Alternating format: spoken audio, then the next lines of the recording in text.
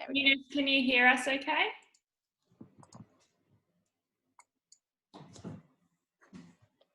Yes. Oh, awesome. Welcome, Eunice. Hi. Yeah, I checked in a few times, but you guys not open, so I went to the toilet. Sorry about that. No worries. Yeah. Well, it seems like we're all here, so that's good. Yes. Thank you. So I have just started recording. Just like last week, we'll record the entire session today, including the cooking as well. Sure. And I'm not sure if you've heard it, Eunice, but Angela had already pre-made the recipe we're cooking tonight because she's a few hours ahead. So, yeah. Oh, that's good. yeah. All right. So welcome back to week 2, everyone. Really lovely to see you all back. I said earlier that I didn't scare anyone off. Or at the moment, it seems like it's only Ray that I've scared off. But I'm sure, we'll probably see you next week. So welcome to week 2 of Food Sensations for Adults. Can everyone see my screen okay? Yes. Yes. Awesome. Yes. Yes. Great. I would like to acknowledge, do an acknowledgement of country. So in the spirit of reconciliation, Foodbank WA acknowledges the traditional custodians of country throughout Australia and their connections to land, sea and community. We pay our respect to the elders past and present and extend that respect to all Aboriginal and Torres Strait Islanders peoples here today. Okay, so is everyone comfortable with Zoom so far? Would you like me to rehash what we talked about last week? We're good. All good? Yes. All good. Okay, just a quick reminder of some of the rules that we have for our online Food Sensations for Adults. So a friendly reminder to respect each other. Thank you for being on time. And I think we've nailed out all the technology issues, which is good. Equal airtime, so one person speaking at a time. So you're welcome to raise your hand in the camera or type into the chat box, and Fran will be looking after that today. So you're welcome to have any comments or questions in there, or you're welcome to raise your hand and have a chat with me. Oops. Oh, I can't. There we go. Be brave, adventurous, and open to new information ideas. So last week we did a really great job with that, and hopefully we can extend that again for the next few weeks. And of course, have fun and enjoy your online learning experience. Okay, so last week we talked about healthy eating. So we discussed the 5 core food groups, serve sizes, and we set some goals as well. Does that ring a bell for everyone? Yep. Yes. Yes. So I'll touch on what we did last week in a moment. So today is session 2, so that means label reading. So we'll learn how to read food labels to select the healthiest option, and we'll also talk about sugary drinks as well. So does everyone have a cereal box or a food packet item with them for today? Yes. Yes. Yes. Yes. Nice. Oh, this doesn't like that. There we go. And just a reminder for next week, we're doing budgeting and meal planning. So we'll talk about money saving tips and how to plan meals, and we'll also talk about food safety and food prep as well every week. So a friendly reminder for the survey. Most of you have done it, which is really great. Thank you for that. Okay, so some key messages from last week. Number 1, choose foods from all of the 5 core food groups every day. Number 2, eat more vegetables, and small changes can make a difference. How did everyone go with their goals from last week? Yeah. Well, I did it. I ate more bread, so yeah, that was my goal. That's great. Yeah, you did say that you were hoping to Yeah. have some more grains into your eating pattern. Yeah. Did you find it was easy to achieve? Yeah. I just couldn't remember to eat too much. Eat grains. Yeah. So just remembered to eat it. Yeah. So yeah. Have a bit of variety. That's Yeah. lovely. So we'll touch on goals again this evening, and if you haven't achieved your goal from last week, you can revisit it again for this week, or if you have and you'd like to challenge yourself further, we can revisit that as well. Yeah. Anyone else want to talk about their goals from last week? Yeah, I achieved mine of more vegetables in pretty much everyday serves and stuff. Oh, that's great. So, how did you make that change? Just went out and bought a heap of veggies. Yeah. And just by adding them to meals. Yeah, kind of just throwing them in there when you have the opportunity, kind of thing. Yeah. Yeah, it's a really great way to have more vegetables. Like we can just bulk out our meals as well, and it's a really cheap way. Can be a really cheap way to do that. That's good. Pat and back, everyone. I have been working on my goal of drinking more water, as you know, if you saw me drink it earlier. And now, you know, seeing you all also reminds me, which is good, and you're all keeping me accountable. I have been feeling more hydrated lately, and it has been quite warm as well, like quite humid. So I have been feeling a bit more thirsty. So it's important for us to stay hydrated. So I'm on the way. Well done. Thank you. Okay. Okay, so today is label reading and sugary drinks. So the reason why we talk about label reading is so that we can make some healthy choices, so that we know how to make the healthiest choices and choose the healthiest products, really. So what we'll cover today is some marketing tricks. I'll talk about ingredient lists as well. Definitely focus on nutrition information panel, and what that means is it's this tiny table that you find on your packet. So it would look like this. That's called the nutrition information panel. And I'll also touch on the health star rating as well. So hopefully this is of interest to everyone. Okay, so does anyone read food labels at the moment? You can raise your hand if you do. Not all the time, but a bit of probably 80%. 80% of the time, that's really awesome. Yeah. So for those of us who are reading food labels, what do you tend to look out for? For me personally, I look for anything with milk in it because I'm lactose intolerant. Yeah, so you have an allergy, so an intolerance, so there's something to look out for, definitely. Anything else anyone looks out for?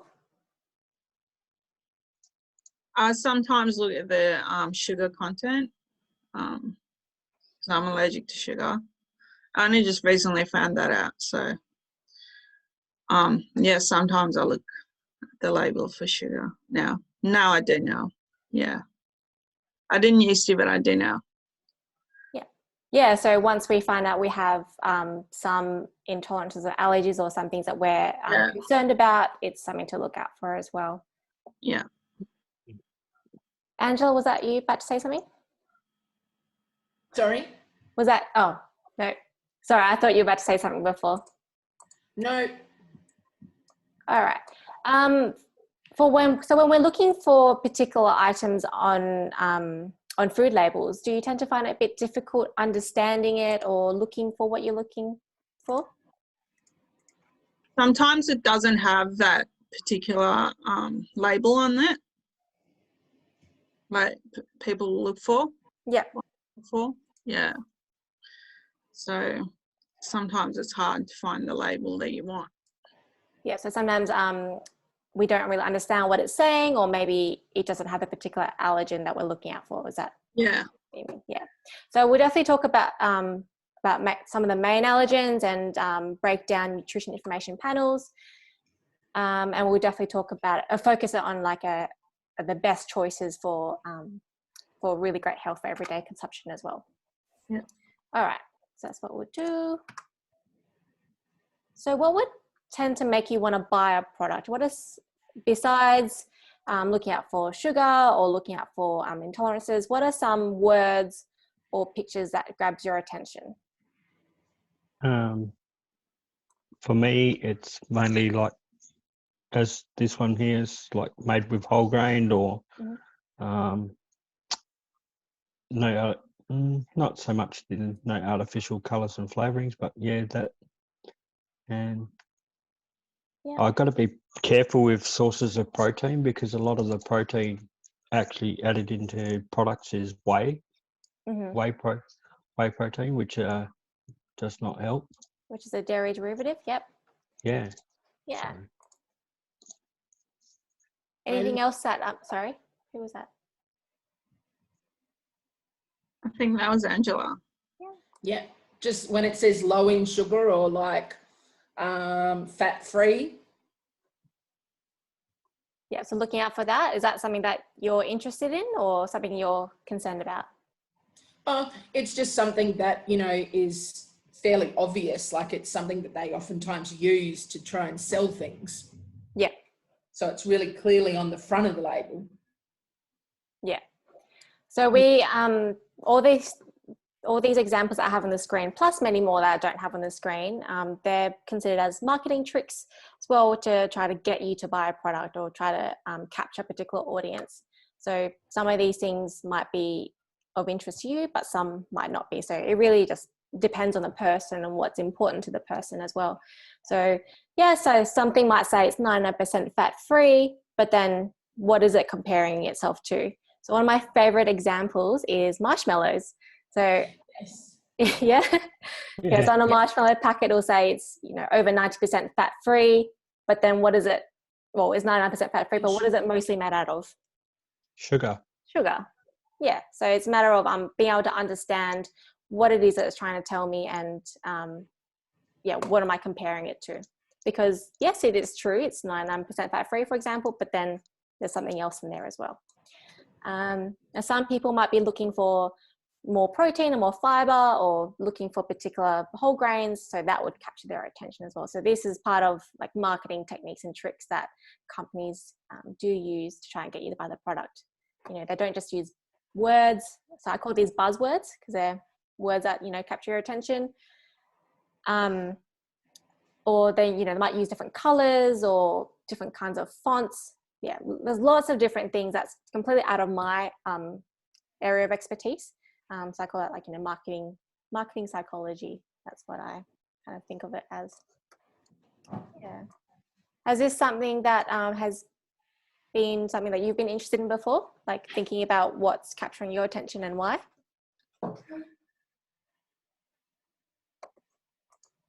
Not really. Not really, yeah. Well, probably from now on, like now that we've touched on it, you might notice it a bit more often as well. Not just the marshmallows, but maybe there's other foods that you start noticing. All right. So, how can you find out what is in the food? The first point of call would be the ingredients list. So you might notice that on your food product now. Could everyone just show me what you have, just so I can see what everyone's working with? So we've got some Wheat Bix. Really? Everyone's got Wheat Bix. Everybody has Wheat Bix. Barry, what do you have? I can't really see. Cheap brand. I have Wheat Bix, but I actually don't eat Wheat Bix no more. That's I okay. actually eat porridge. Oh, nice. So you got some like oats. Yeah, Okay, but great. I don't keep it. I put it in a In the container. Yeah. yeah. So I love that we all have the same the same ones. No, but I do have a couple of other examples as well. So if there's something that you are interested in, I might have it. I do have a collection of cereal boxes going at the moment. everyone's a Wheat Bix kid, man. Yeah, that is true. Okay, so with the next bunch of slides, I will have them all on the screen, but if you like to follow using your product as well, that could be really helpful. So that way you can practice these skills. So we are talking about label reading. With these skills that you learn, you can use it on any food product out there that has packaging. It's just we're practicing using fruit, cereal because it's a very common product found here in Australia, but you can definitely use your skills on any other product out there. Okay, I'm just going to close that. Okay, so the ingredient list is one of the most important ones, definitely for allergens and to see what's in there. So, and it's a comprehensive way to find out what is in the food. Anyone know how they write the ingredient list? Is it in alphabetical, not alphabetical order? I don't know. The ingredient that is the most they put. Most first, yeah. Yeah, exactly right. So it goes from most to least. Yeah. Yeah, that's pretty much the key message there, is that ingredient list goes from most to least. And you might notice on your cereal might have it, or your fruit product might have it, but it might have some bold writing at the bottom. Yeah. Yep, so that's known as our allergen list. Some will have it, some won't. Yeah. Oats may or may not have it. Is that the one you have, Barry? Oh no, you got Wheat Bix. Yeah, contains gluten, may contain lupin. Yeah, so there's a list of allergens that are really common for people, and so they are always bolded or in, big, large writing, and it can also be found within the ingredient list as well, so not just always at the bottom. When is a good time to be looking for the allergens? Before you buy it? Yeah, Sorry, Barry. As you're shopping, yeah. As you're shopping, yeah, especially if it's for yourself, but not only just for yourself as well. Like if you're buying food for other people you know, or if you've got young kids in the house, or friends of the kids are coming over, it's always good to check the food as well before providing food to other people, just so you're aware of other people's dietary requirements as well. Do you have any questions regarding the ingredient list? No. So just the main things I touched on there is that it goes from most to least. Yeah. And there's an allergen list as well. So do you remember last week there were 3 things that we're concerned about for health reasons? Do you remember what they are? Salt, sugar, and fat. Yeah, so salt, sugar, and fat, they're the 3 things that we're more concerned about. And so this would be a great way to kind of see quickly what's been added in if it's not naturally found as well. But I'll definitely break it down a bit later on when we're looking at the nutrition information panel. So this part on the right here just kind of summarizes what I had said before.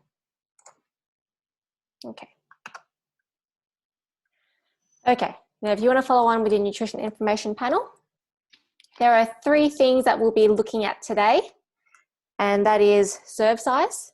You'll see on the screen it's highlighted in pink. It's usually in the top left-hand corner of your table, of your nutrition information table. We'll be looking at the per 100 gram column, which is on the far right-hand side of your little table. And we'll also look at nutrients as well. So today, because we're practicing using cereal boxes, I'll only be looking at the nutrients sugar, salt, and fiber. Why do you think I'm only looking at sugar, salt, and fiber today for cereal? Is that the most important ingredients? Is it? Well, sugar's most people are highlighted. actually allergic to sugar and salt. Well, Fiber. because Too much salt can be can be a problem for the heart, and some people look at the salt section. Most people look at the salt section and the sugar section for diabetes and that. Yep, so sugar and salt are 2 of the 3 things that we're concerned about for health, for many reasons, like you said, like heart diseases, type 2 diabetes. However, it's very rare and very uncommon that someone is allergic to sugar and salt because they are so commonly found in our food supply. I'm actually allergic to sugar, and I only just recently found that out. I don't have diabetes or anything. Okay. Sugar is naturally found in many foods. It's a naturally occurring source in all foods. There could be some aspects or some parts or elements of food that you might be allergic to. Yeah, I'm only allergic to like candy type sugar, but I'm not allergic to like fruit type sugar. Yeah, I can get my sugar from fruit. That's all. Oh, which is really great because we know that fruit has vitamins, minerals, and fiber as well, and it's a naturally occurring sugar as well. So that's good to hear that you can still eat fruit. Yeah, happy with that. But the reason why we're looking at sugar and salt and fiber just for today for cereal is because they're the 3 nutrients that are most relevant to cereal. Yeah. To help you further understand that, cereals are generally very low in fat. And so because of that, we don't really look at fat for cereal. But it's usually, there's sugar, salt, and fiber are definitely found in cereal, which is why we're looking at those. So it would just really depend on what it is that you're looking at. So if you're looking at yogurt, for example, if you're label reading yogurt, you'll be looking at fat and sugar. Yeah. Rather than the fiber as well. Can I just check? I've got this, cheap one that comes from Aldi. Yep. And on my ingredients, it just has like a list of 5, vitamins being the last one, and it kind of, says there's 3 different vitamins. Yep. How does that compare to you guys that have? So some products will be a little bit different like that. So your product might, or like on the product itself, it might say that it has particular vitamins or minerals as part of its advertising. Yep. And it just says it in a bracket on the actual, ingredient list where they list stuff off. So mine says whole grain wheat, sugar, salt, malt extracts from barley, vitamins, niacin, thiamine, and riboflavin. Yes. Do you guys have a small list like that on yours? It's On basically my- the same. So we've got all of that you mentioned, plus folate and iron. Okay, yep.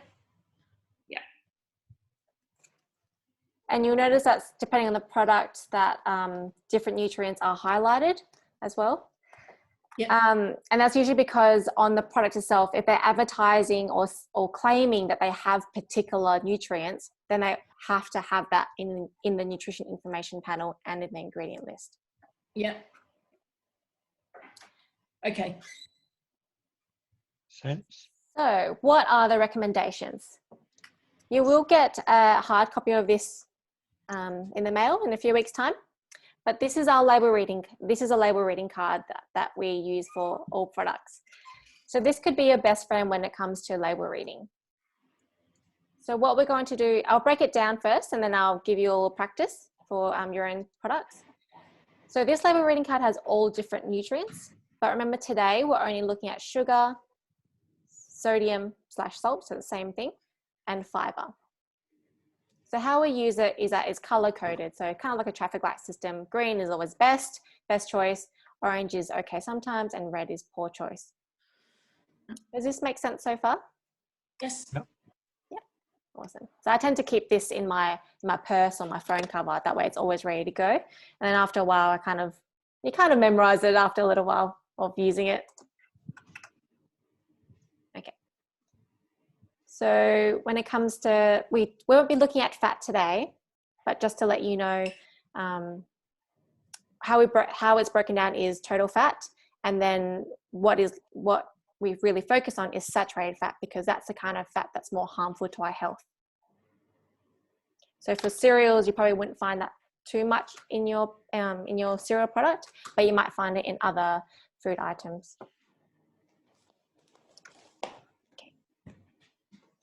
So like I mentioned earlier, we're looking at sugar, sodium, and fiber, but I will be breaking it down one by one. So we'll just look at sugar first, and then close that book, and then move on to sodium, close that book, and move on to fiber. Okay, let's start with sugar. What we're going to do is use your cereal box that you have. I want you to run your finger along to the per 100 gram column, which is usually on the right-hand side of your nutrition information panel. Yeah. And then link it up to sugars, and then you'll find a number. 1.1 on Weet-Bix. Mine says 3.3 on sugar. Yeah. So Barry, you're definitely looking at per 100 grams for that one? Fiber 11. Sorry, yeah, 3.3. Sorry, I looked at per serve. Oopsie. And sodium 270. So we're just looking at sugar first. Oh, okay. Yeah, 3.3 for sugars. Yeah, it's kind of handy because we all have the same cereal. Yeah. So we're looking at per 100 gram first. Okay, so you all should have a number in mind, and it would fit either in the green best choice, which is less than 5 grams. Yeah. It could be between 5 and 15, or it could be more than 15. If you have a pen and paper handy, write that down, actually, to see what color it has. Best choice, green. Okay, sometimes orange, because at the end it'll make a bit more sense if you have it all written down.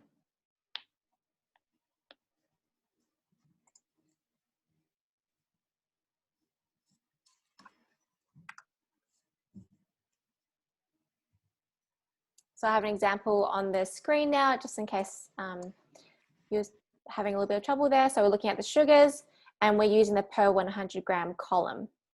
Why do you think we're looking at the per 100 gram column? Because that's about how much the box is, isn't it? Oh, the box is 375 grams. So, it's about a serving. Is it about a serving, 100 grams? Not so much. 100 grams can be quite a lot, depending on the food that it is you're eating as well. But you might notice, or you haven't already, you might notice that each item that will have a particular serve size that they have. So for Wheat Bix, mine says 30 grams. Which is like 2? Yeah, which is roughly 2 biscuits. Yeah, 30 grams. Yeah. Yeah. So that's the same for Wheat Bix, but conveniently we all have Wheat Bix. So I might look at a different one. The serving size on this Sultana brand is 45 grams. And the serving size is what you found on the left-hand side. So what actually happens is that each product has a different serving size, and that's created by the manufacturer. So when you're comparing cereal to cereal to find out which cereal is the best option, you want to be looking at the per 100 gram column just so that you have the same common denominator. Yeah. And you'll be doing the same for yogurt to yogurt or muesli bar to muesli bar. So that's why we use a per 100 gram column. Okay. Okay, so an example I have on the screen is oats. In the per 100 gram column for sugar, we've got 1 gram. So that fits into the green best choice space. And you might have something different. For Sultana brand, what does it have? We have 28.9 grams of sugar in the per 100 gram column. So where do you think that would fit? Green, orange, or red? Red. In the red. Red. Yeah. Does that sound like a lot to you? Yes. Yeah. Yeah. Where do you think it's because of the raisins in it? Yeah, Sultana's natural sugar. Yeah, exactly right. So some products will have a red face or part of fit into the poor choice, but we have to think about where is the sugar coming from. So what do we think about natural sugar? Is it a better option to add a sugar or vice versa? Yeah, it's a better option. Better option. Oops. So yeah, it has 28.9, so it's in the poor choice section. Let's compare it to something else as well. So we know it's from Sultanas, so that's a positive thing because it's natural sugar. What else do we get from Sultanas or fruit? We also get the fiber as well. Fiber. Yeah, awesome. There's some fiber, some vitamins and minerals, which is a really positive thing. But if you're looking at it just in the colored faces sense, it also compares to other kinds of cereals that you might know as really sugary or really tasty or whatever it is you might think they are. So I've got an example here, which is Nutrigrain. So that one also has a red poor choice face, and that has 26.7 grams of sugar. So very similar to Sultana brand. So if you're looking at a face value, you think, oh, okay, Sultana brand might not be as healthy as I thought, or something like that. But if you're ever unsure as to how it compares, then think about where is the sugar coming from. So for Sultana brand, you can see in the ingredients list that Sultana's is the second ingredient. And remember, it goes from most to least. So in Sultana brand, it's mostly whole wheat, and then it's Sultanas. Versus the Nutrigrain, or like a different kind of sugary cereal, we've got cereals, and then it's sugar as a second ingredient. Yep. So always think about where is the sugar coming from. And when in doubt, just go back to the ingredient list. So this one might seem a bit more straightforward, but there could be other products out there in the market that might be a little more tricky. So just remember that. And we want to be aiming for best choice every day. Okay, so I've got some common cereals lined up from green face to red face. So oats comes in first, as in the best choice. And then there's, these are some other popular cereals as well. Yeah. Does any of that surprise you? Nah. No. I guess you can already imagine what they taste like and where they would stack up anyway. Sort of Nutrigrain a little bit, but I always sort of knew it was a little bit high in sugar. Yeah. There would be some products out there that could surprise you, but wait till you get to the end when you see them all stacked up together. Yeah. But yeah, Nutrigrain definitely has that sugary coating and can get quite sticky as well. So key message for the sugars is natural versus added. And if you're unsure about whether it's naturally found sugar or added sugar, go back to the ingredient list to see where it stacks up. Okay, so let's move on to, any questions for sugar? No. Okay. Awesome. So we'll move on to sodium or salt. It's just a different word for it.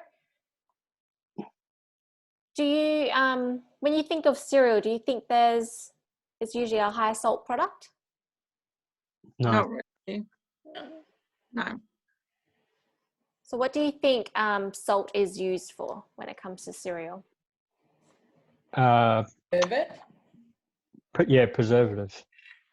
Yeah, definitely mainly for preservative. We know that cereals can sit in our pantry for a long time.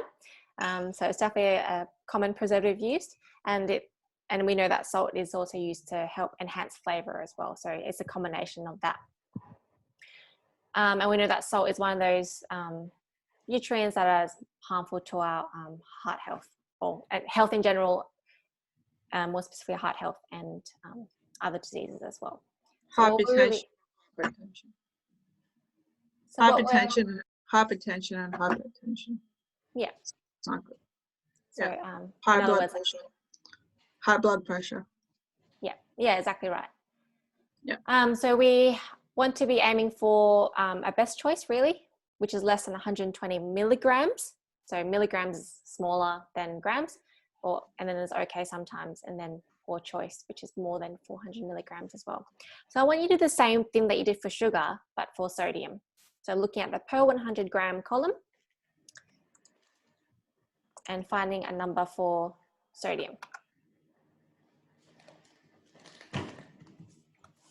270. Yep, I've got the same. How convenient. I might. So for oats, which is the example on the screen, that one says 6 milligrams, which is well below the 120 milligrams for best choice. So that's actually really great when it comes to salt or sodium. Let's compare it to another cereal. Sodium for Sultana brand is 270 milligrams. So where do you think that would fit on the label reading card? Green, The orange, red. or red? The red. Orange. Isn't it red? Oh no, orange. Yeah. Yeah, it'll fit orange because it's between 120 and 400 milligrams. Yeah, so we know that salt or sodium is used to preserve food as well as to enhance flavor as well. So what we're really aiming for is green, of course, for everyday choice. And okay sometimes is, fits in the middle there, which is still a lot better than a poor choice. something I would like to acknowledge is that with the OK sometimes, it does have quite a big range. So it goes from 120 milligrams to 400. Yeah. So that's quite a big range there. So you will find some food products out there that are on the lower end, closer to 120. And then you will find some products closer to the 400 end. But even then, there's quite a big difference. So if you find a product that sits in the OK sometimes, and you have two options, try to find one that's on the lower end. Yeah. As well. Now, did you guys say it had 270 for Wheat Bix? For Sultana brand. Sultana brand. Oh, what was the Wheat Bix one? Yeah, 270. 270 as well, coincidentally. 270. Yeah. That's a very big coincidence. So this one only has 261. Ooh. Ooh. Big difference. Cheaper and less sodium. Ooh. That's a positive for me. How many bricks in your packet though? Like, It depends on the size of the box. I've got a big box. yeah. Mine says that 2 biscuits is an average serve and that there would be 36 serves in this packet. Yeah, same. But I eat like 8. Mine's for 1.12, but we're still combined. We're looking at 100 grams, so it's the same. Yeah. Yeah. Yeah.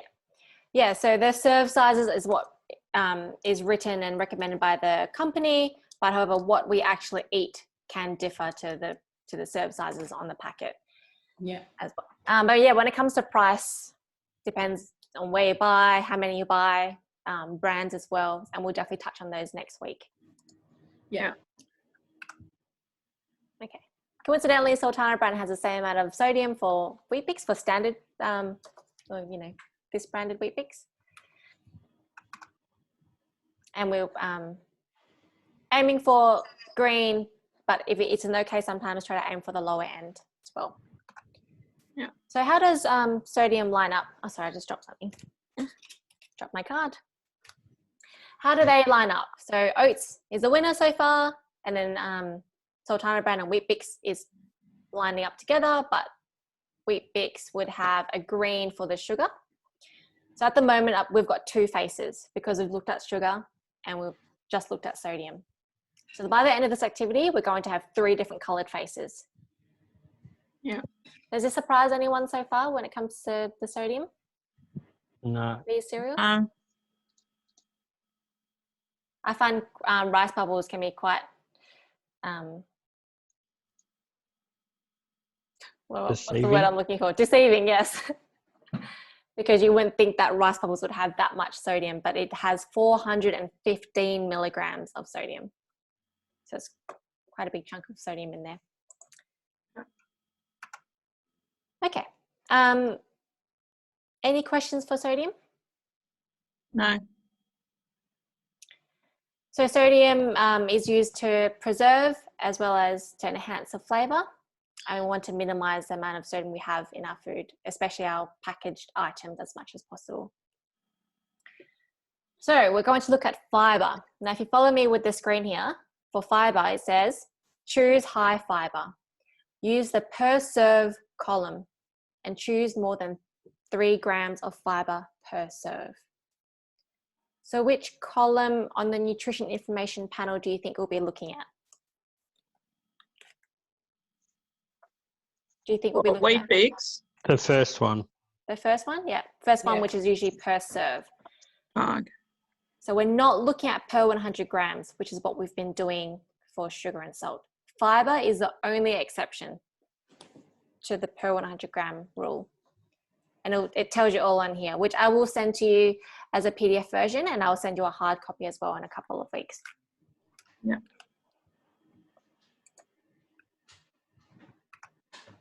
So for fibre, we want to choose high fibre, so the more the better. And we're looking at the per serve column, which is usually on the left-hand side of your nutrition information panel. So I want you to do that for your cereal.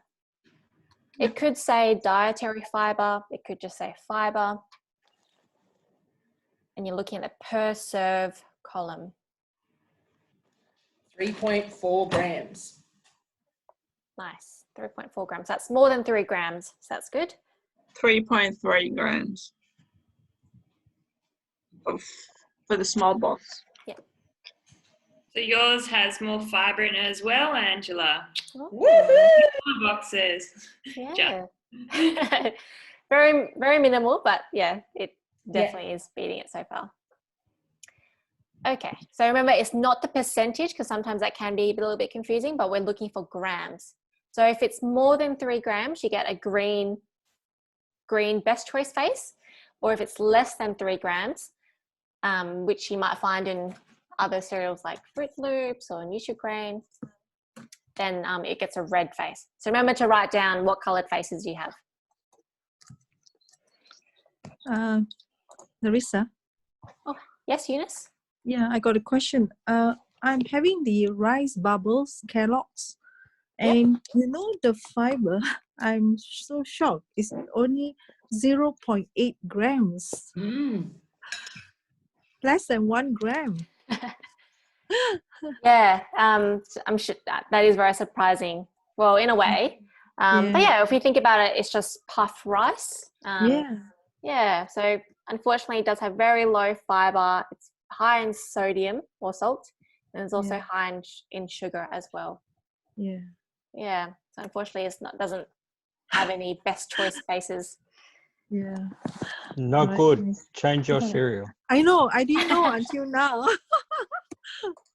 Oh, I think Ray is joining us. Hopefully he wasn't been waiting for too long. Hi Ray, welcome.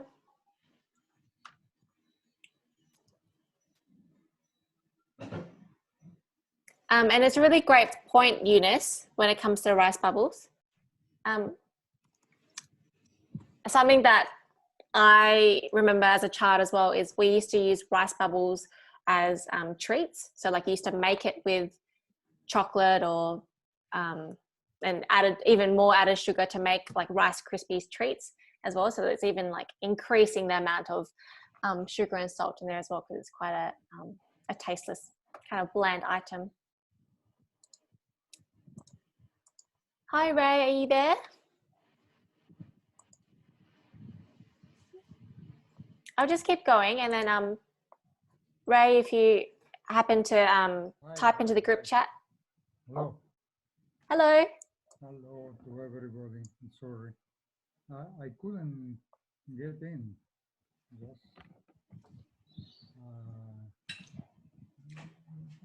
Sorry about that. You might have been waiting a little bit, because once I had started the session, I don't always see the notification that someone is waiting, so I do apologize.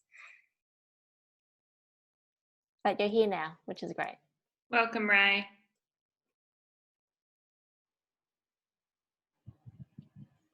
So I'm going to keep going with label reading, but Fran, if you want to fill Ray in a little bit just via the chat box, that would be really helpful. Thank you. All right. Where was that? Okay. So we just looked at fiber actually. So the more fiber, the better. And why is it that we want more fiber? Do you remember? Good for the mind, for memory and that, and keeps you mentally alert. I guess in a way there is some truth there, because you're feeling energized or you're feeling full and you're getting nutrients. Fiber is a source of carbohydrates, so that's what carbohydrates does. So carbohydrates have fiber, and what we were looking for is fiber is the thing that helps us feel full, so feel satisfied when we're eating or after we finish eating. And it's a source of energy. Not so much energy. You do get energy from the foods that would have fiber. Yeah. But also it helps with bowel movements as well. So it helps with constipation and help move things along as well. So it's something that we definitely do want in our foods. Yeah. Okay, So with oats actually have 3.7 grams of fiber. So these are just plain traditional oats. So I think, Angela, your wheat blocks were just behind it slightly. Wheat biscuits. Wheat biscuits, sorry. Yep. But they're all very great options here. Yep. Okay, and for Sultana brand, it's another example. Sultana brand actually has 6.8 grams of fiber, which is pretty much double of what we all had in our wheat bix and oats. So 6.8 grams, and that's not only just from the wheat flakes, but also from the fruit as well.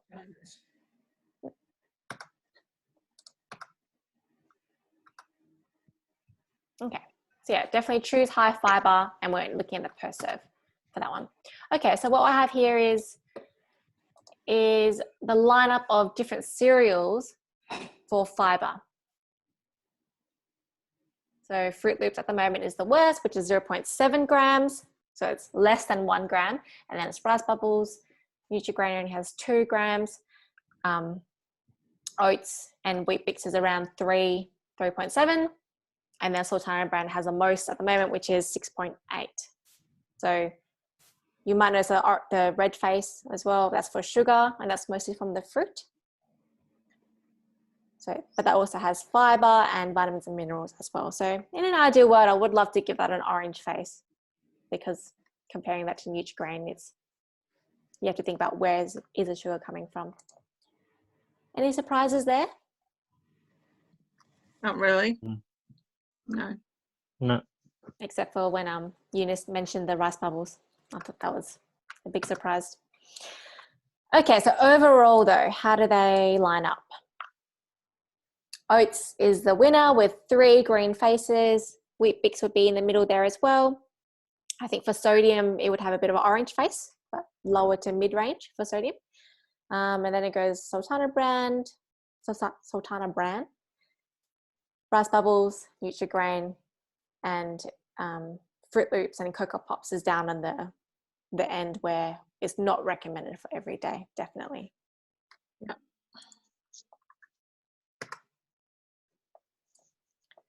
So why do we want to choose a breakfast cereal that is high in fiber and low in sugar and sodium? What do you think? Because it's good for the health, and especially because like you need fiber in your diet. So if someone is not getting fiber, it's good to choose a high fiber diet. And also low sodium and low sugar, because it's not good for you, those 2 ingredients. It's not good for the health. Yeah. Yeah, definitely. So we definitely want more fiber in our diet, and definitely low sugar and sodium, especially the added sugar and sodium as well. It is very easy for us to eat foods that have high sugar and high sodium. So we want to minimize that as much as possible throughout the day. And also we want to start the day with something that has high fiber, just so because you've gone to sleep for 4 to 8 hours and you want to fuel your body with good source of energy. So you want something that is sustainable and also fills you up until the next meal. So usually your lunch or your morning tea. So you want to start the day well. And that's really for all foods as well. But after sleep, you want to fill up on some good food. So when you can probably guess that oats or wheat biscuits or wheat bix or whatever you might call it, they don't have the same flavor profile like some other cereals, like Cocoa Pops and Fruit Loops and whatnot. So how can we make these cereals taste better? You can add ingredients to it, like honey or fruit. Yeah, definitely. You can definitely add things like your fruit in there. Something I love in my oats is bananas. Yeah. But yogurt, is that what you said? Yeah, you definitely add yogurt in, definitely add fruit. Not only is it a different way to sweeten your food, but it's also adding food groups as well. So remember, one of the key messages from last week is have a variety, or eat foods from the 5 core food groups. So having a variety of that. And I think someone mentioned honey before. If you want to add in honey or sugar or any other kinds of sweeteners, that's great. That way you can control. It is also a good thing because you can control how much you're putting in as well. You are definitely in the driver's seat in adding in the sugar. For cereals that already are high in sugar, you can't really take it out. So what you want to do is you want to be able to be in control and add it into the way that, to the sweetness level that you like. And most of the time it's not as much sugar as what some manufacturers are already putting in as well. So it's always best to make your own conscious decisions. Add things like seeds, like sunflower seeds or something. Definitely nuts and seeds, definitely a way to go as well. Adding other food groups in there and adding more fiber as well. That's really great. Yeah. And it's not even just food groups. There's also spices that you could put in, you know, nutmeg or cinnamon, things like that. Yeah. Larissa. Yes, Eunice? Larissa. Yeah, just one question. This one you say that what is the best cereal? Does it mean that out of 7 days, what about if we decide to eat multigrain bread with other stuff? Would that be okay with eggs? Yeah, definitely. You don't have to eat cereal for breakfast. Yeah, definitely. You can have anything you like for breakfast, really. You know, toast of eggs and different vegetables with your eggs on toast. Thanks. How can we make the less healthy cereals healthier? Do you have any ideas? Less healthier or healthier? More healthier. Okay. You can add fruit to it, like fruit. Yeah. Nuts. Yeah, definitely. So pretty much similar to what we were saying before, and how to make the more, I guess, bland cereals taste better, is you can also add core food groups in as well. So like your nuts, seeds, or some yogurt or some fruit, or you can even, you know, something that I every so often do is sprinkle things like Cocoa Pops into my Wheat Bix, just to give it a bit of a different kind of flavor or texture as well. So you can definitely do half if you wanted to, or add in food groups that you think would make it taste better. Yes. So lots of different ways you could do it. And we're happy to share, you know, different ideas later on as well. To answer Eunice's question again, there's not just cereal that you can have. You know, you can have other healthy breakfasts, have different kinds of fruits, and have, or this is more relevant to the cereal, I guess, but you can add fruits and yogurt and milk and nuts and seeds to your cereals. But there's definitely other foods you can have for breakfast, and they're commonly most found in the grains and cereals group of the Australian Guide to Healthy Eating. So that's the poster we looked at last week. And you should have a copy of this in the recipe book, which I would have linked to you in an email last week as well. So in that group is things like your bread, your rice, noodles and pasta. Okay. We're going to talk about the health star rating. Does anyone know much about the health star rating already? Yeah, usually 5 stars is great. Anything below 3 is not too crashed up. Yeah, so actually what we do recommend is 4.5 or 5 for every day. So usually anything below 4.5 is not crash hot. That's how you coin it. But yeah, so the 5-star rating would be things like your oats or your Wheat Bix. And then 4.5 is what you would find in your muesli or your fruit-based cereals. And then what's kind of slipped into the 4-star rating is Nutrigrain. So you might already know that Nutrigrain isn't the most healthiest cereal because we looked at it before. It's quite high in sugar, quite high in salt and very low in fiber as well. But it has a 4-star rating, which can be quite confusing. That's why we recommend 4.5 or 5 for every day. And anything below that is sometimes. So not every day. Do you have any questions surrounding that? No. We seem to be all across it, which is great. I'll just quickly touch on use by and best before dates. You probably already know this, so is everyone all comfortable and familiar with use by and best before? Yeah. Yep. Okay. So I'll just kind of whiz over it. Use by, if something is used by, it's not safe to consume after the date. And if it's best before, it is still safe, but the quality might be a little bit different to what it was before the best before date.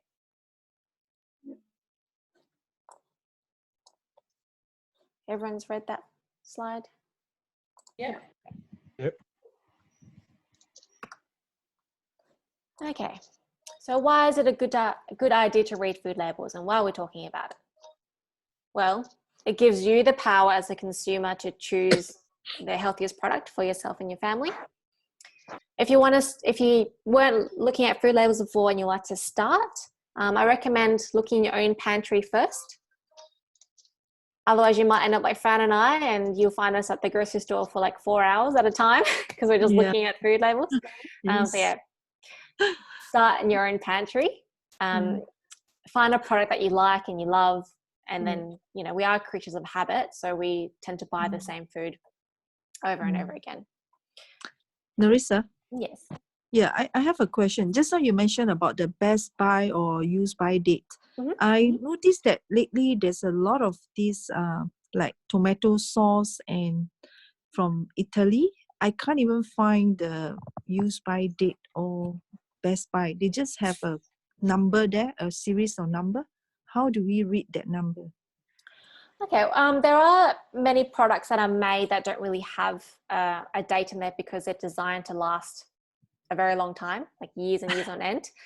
Most of the time they probably do have a manufacturing date, just to give you an idea. But if you're ever unsure, I do recommend using your sensors to see if the product is still safe to consume. So something that you would still do similar to best before. So if something is past its best before date, I would first of all check its color to see if it's unusual, or I also check the smell of it as well. So I kind of like use my 5 senses use my senses to see if it's still safe to consume. And then if I'm in doubt, then I'll just throw it out. So you could probably use that, those skills as well for food that don't necessarily have a best before. But is there a way that we can actually report to the consumer that how come this information is not put in there? I'm actually a bit unsure about that one. Fran, do you happen to know a bit more about that? Why all the information might not be included?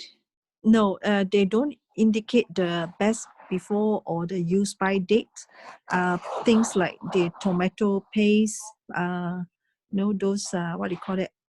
Tomato paste in a bottle or in a box from Italy, example.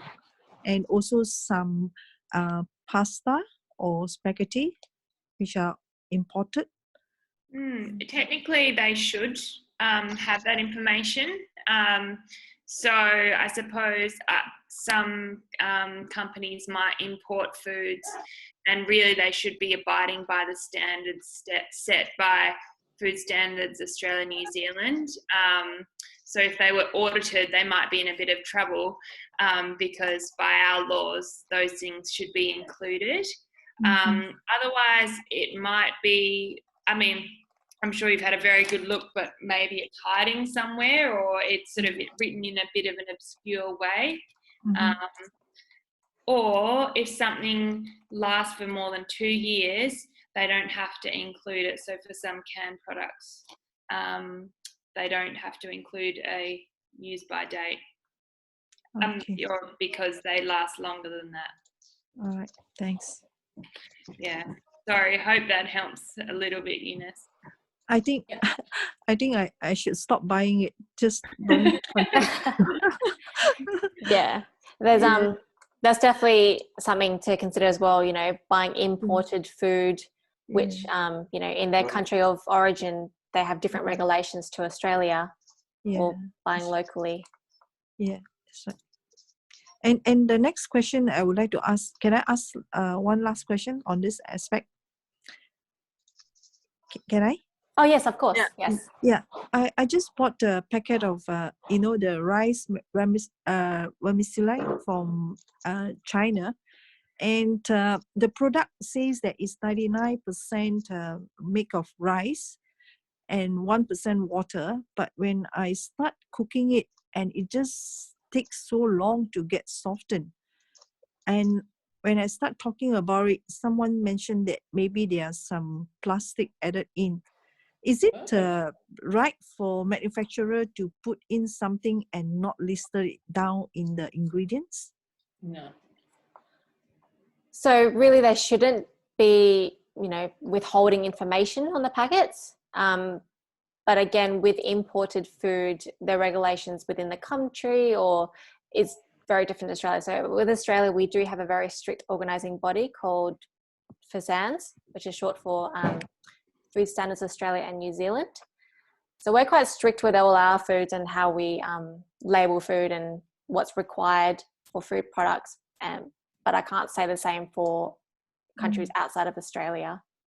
Yeah, all right. It's saying that putting plastic in a food is probably illegal wherever you are, Eunice. So I highly doubt there would be plastic in your rice. But yeah, that would be. I am sorry to add on to that, Fran. I am aware that in the last couple of years there has been information shared online of the food supply in Asia being tampered with for cost purposes, really. So I guess when it comes down to your own consumption and safety, if you're ever in doubt, I just recommend throwing the food out or not consuming it. And that comes from food safety. Yeah, that's correct. Yeah, thanks for clarification. Thank you. No problem. Some really great questions there, which is really good. Yeah. Did I talk about this? I think so.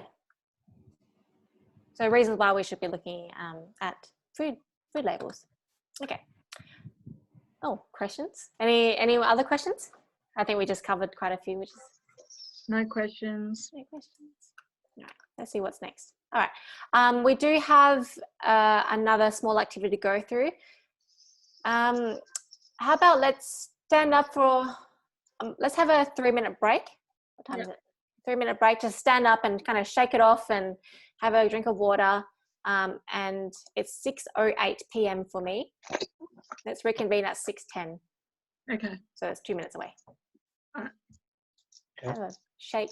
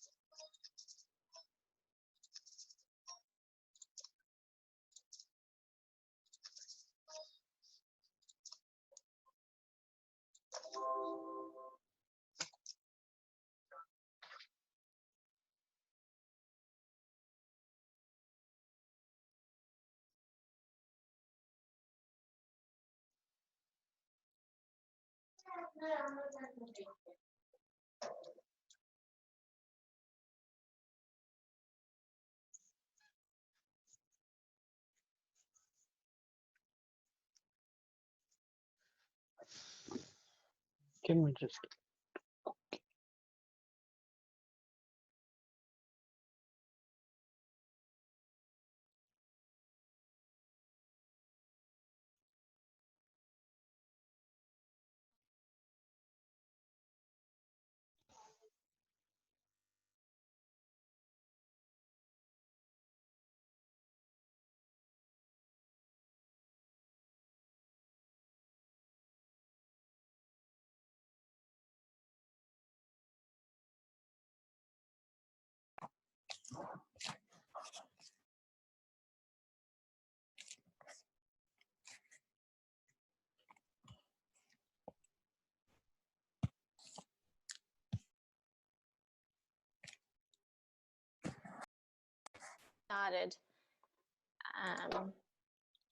get started on the next activity. So this is part 2 of session 2.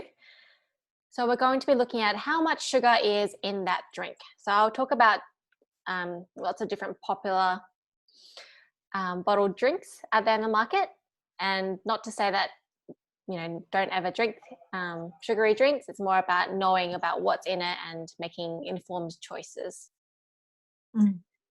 So just to give you some context, each sugar cube, you'll see in the photos upcoming that there'll be sugar cubes, and each sugar cube weighs 4 grams, and that's roughly what a teaspoon is. So when I ask you how many teaspoons of sugar is in each drink, I want you to guess the teaspoons, but a teaspoon is worth 4 grams. Okay, so we're going to play a bit of a guessing game, and then we'll kind of line them all up at the end, and we'll talk about the pros and cons of each one and whatnot. Okay, so we've got a 600 ml bottle of Coca-Cola. How many teaspoons of sugar do you think is in this standard size bottle? 20. 22. Less than 20. Should not 15. be a drink in 5. Is it 15 or 18? Roughly Not around be a 15 to drinking. 18. But Ray, what you're saying, it shouldn't be a drink at all? Is that what you're saying? Yeah. Yeah. So we'll talk about that, more about the effects of it as well in a moment. But it's between 15 and 18. Yeah. Wow. It's actually 16. I might grab my cheat sheet as well, just in case. There we go. Much better. So how many does it have? 16 teaspoons. 16. And that's in the 600 ml bottle. So that's actually roughly the size of my water bottle, which is, I find, quite big. So that's what it looks like. So that's each one of those cubes is 4 grams. Yeah. Do you think that's all natural sugar or added sugar? Added sugar. Yeah. So that's all 16 teaspoons of added sugar. What else can you find in Coca-Cola? Is that Caffeine. Yeah. How Yeah. does it get that? So there's caffeine in there as well. So that's so caffeine is found in Coca-Cola products, and that's something that they have announced as well. So 16 teaspoons of added sugar as well as caffeine. So not only is it very sugary in added sugar, so it gives you that high energy feeling, but also has a caffeine as well that kind of, you know, gives you that caffeine kick to keep you awake. Yeah. So not only does this affect adults, it also affects children as well. So we do know that we're aware that children do drink soft drinks like this. So if you can imagine the effects it has on an adult, it's definitely affecting children as well, more so than we definitely think. I'll build on that knowledge in a moment, but I just want to compare it to something else. I've got a 600 ml bottle of Coke Zero, or Coke No Sugar. How many teaspoons of sugar do you think is in this one? 10. Apparently 0, but I reckon there's 2. I reckon there's 10. Less than 10 and less than 2, it's actually 0. Yeah, Oh. it's actually 0. Yeah. Yeah. Then why does it still taste sugary? It still tastes sweet. Yeah, so what has been added to like these diet drinks is sweetener. Glucose. Oh, okay. Yeah. So there's natural sweeteners or artificial sweeteners. So what happens is they actually don't carry a energy content or like kilojoules with it. Yeah. So that's why it has 0 teaspoons of sugar, but it has that kind of sweet taste still because it kind of replicates the taste of sugar. Yeah. So in a sense, it is definitely a really great option if you're drinking the standard soft drinks every day or most times during the week. So swapping it out for a no sugar version can be a great way to reduce the amount of added sugar you're having in the day. Because remember, this is just in the one drink. This is just in the one drink for the whole day that you're eating other foods as well or having other beverages. So it's a really great swap to have this one. However, it does still contain the caffeine, and that could also be addictive because we know that caffeine can also be quite addictive. And the sweetener can also make you crave sugar as well because your body's thinking you're having some sugar, but you're not necessarily. So you start craving it a bit more. But in terms of energy-wise and sugar-wise, it's definitely a great option. Is there any other questions so far? No. So there's a lot we could definitely talk about. So if it comes, we could definitely build on that as well. And we can talk about it during the cooking as well. There's just a lot to cover. Oh, that one has 0. Okay, a 600 ml orange sea fruit drink. And that's up around the 15 mark as well, I think. Yeah. Any other guesses? About 12. Okay, let's find out. It has 11. I was close. Yeah. It actually was closer to the 15, 16 range, but they have been reformulated in the last couple of years. So it's actually gone down to 11 now. So that's what the 11 looks like. Yeah. Do you think that's all natural sugar or added sugar? Added sugar. Added sugar and natural sugar put together. Put together? Yeah. Yeah, so it is a combination. And if you're wondering why or a bit unsure, it actually there is a lot of information on the front cover of the item. So you'll notice that it says fruit drink. Yeah. So it's not fruit actually juice. fruit. Yeah. So fruit juice versus fruit drink. And also it says 25% juice. Juice. Yeah. So if it's 25% juice, what's the other 75? It would have to be water and sugar to kind of bulk it up as well. Let's compare it to something else. I've got a 500 ml orange juice. Probably about 5, maybe, or 6 teaspoons of sugar. So about 2. More than 6. 7, 8. A bit more than 8. 10. 12. 10. Fine. Ah. So that one has 10 teaspoons of sugar. Now, do you think that's all added or natural? Added and natural put together. Bit of both, yeah. Bit of both. This one, you couldn't really see it on the label before, but this is actually 100% fruit juice. Now, that was a bit tricky for you to see anyway. So it's natural. Yeah, so this one is all natural sugar. Natural sugar. How come it's got sugar cubes in front of it then? That's because how much sugar it contains. Oh, okay. Naturally. So, okay. Yeah. So juice naturally has sugar in it. So as in fruit, naturally has sugar in it. So this is a 500 ml bottle of juice. Has anyone ever squeezed oranges to make juice before? Yes. Yeah. How many oranges do you think it would take to fill up a glass? 3. Oh, 3 to 4. 2.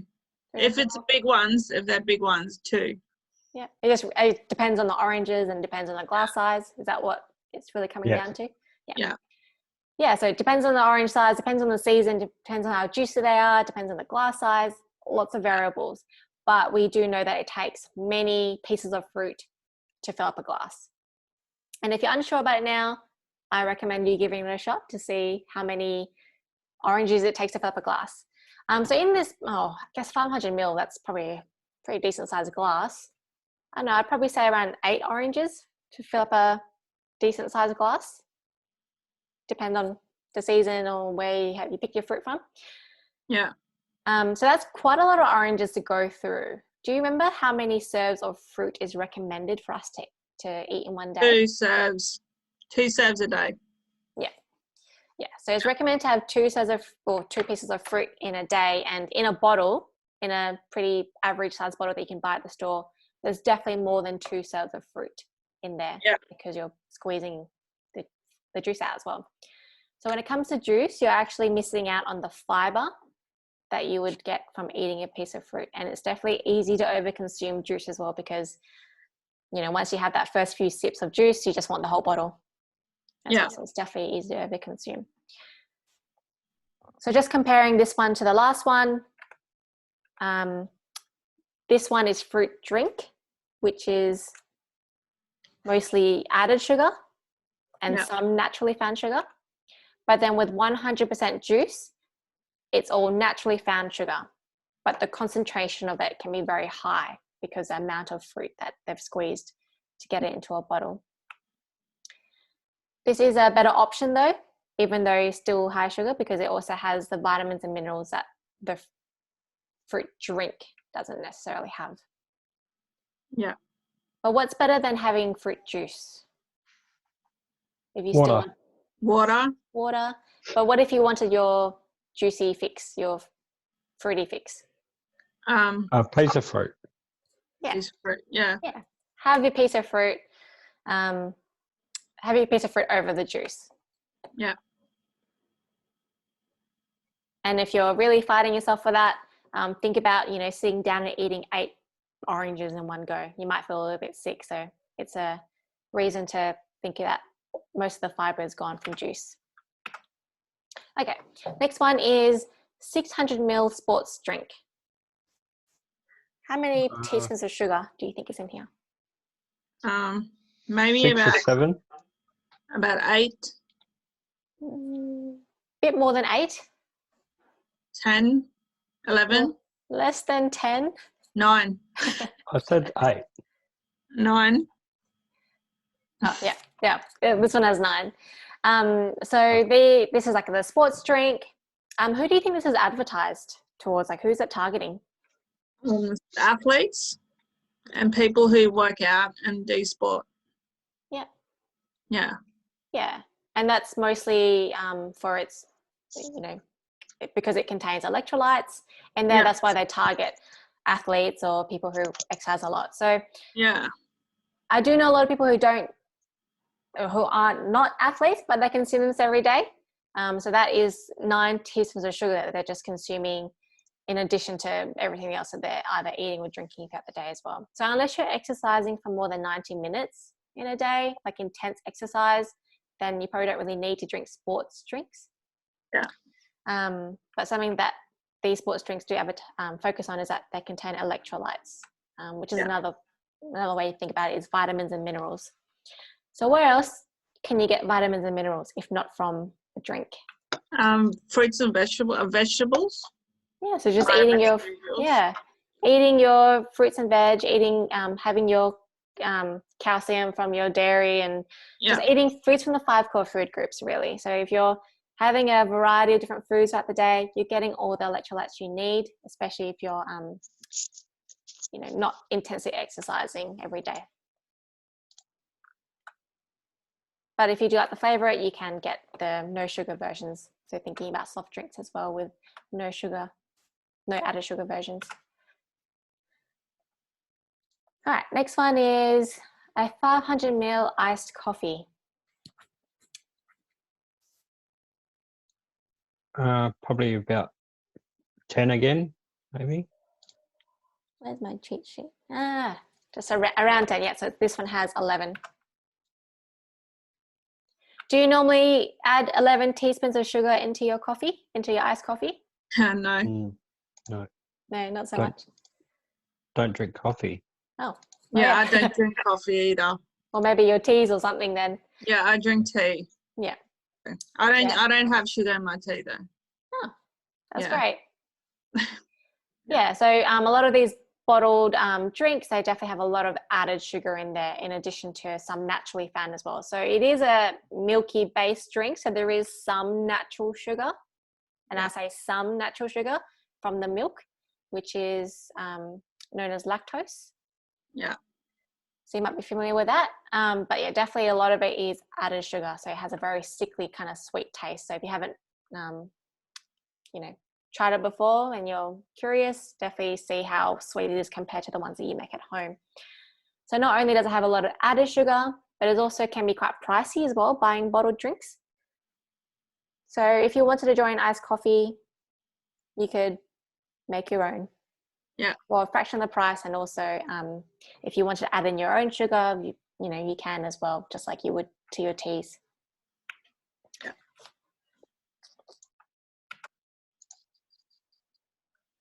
Chocolate flavored milk. 12. 20, More than 12, less than 20. 15. Oh my gosh, spot on. Mm. Yeah. So same, very similar thing to the iced coffee. It's a lot of it is added sugar. You do get some sugar in the milk called lactose. Otherwise, lots of other great options. You can definitely buy flavored milks, whether it be coffee or chocolate or whatever flavor. You can definitely get brands that have no added sugar. Yeah. It's definitely an option. Otherwise, you can make it yourself. You can make your own Milo or Nesquik. Or Milo has, if you look at the tin of Milo, it actually has sugar as an added ingredient.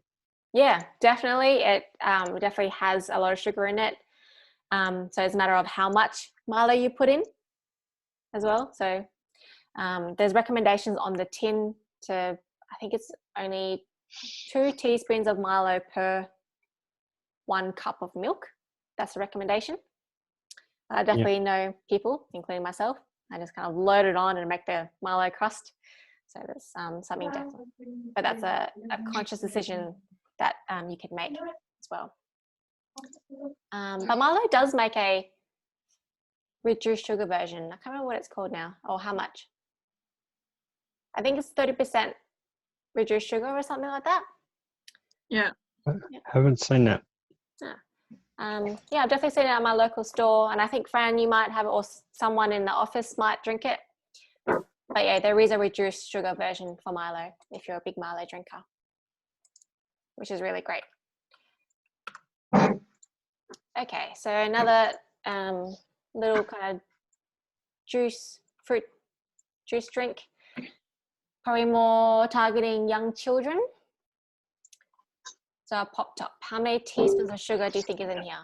Note that it's 250 mils, so it's quite Probably small. 5? No, 15. 5?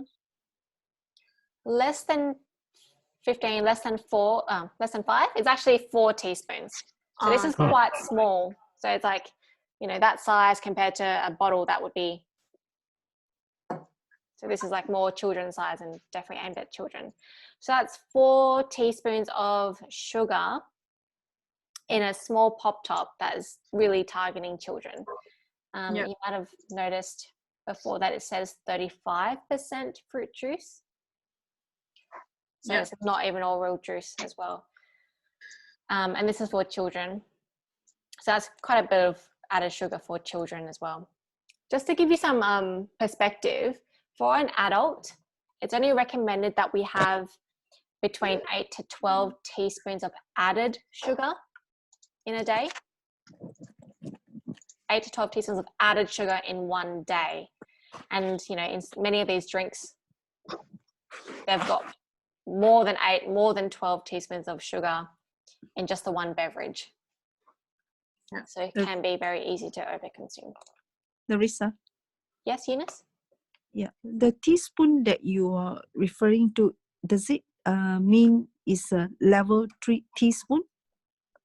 Yes. Or heat teaspoon? It's 4 grams. No, I mean, if I use a teaspoon to measure, does it mean that it's a level top, or is a heat?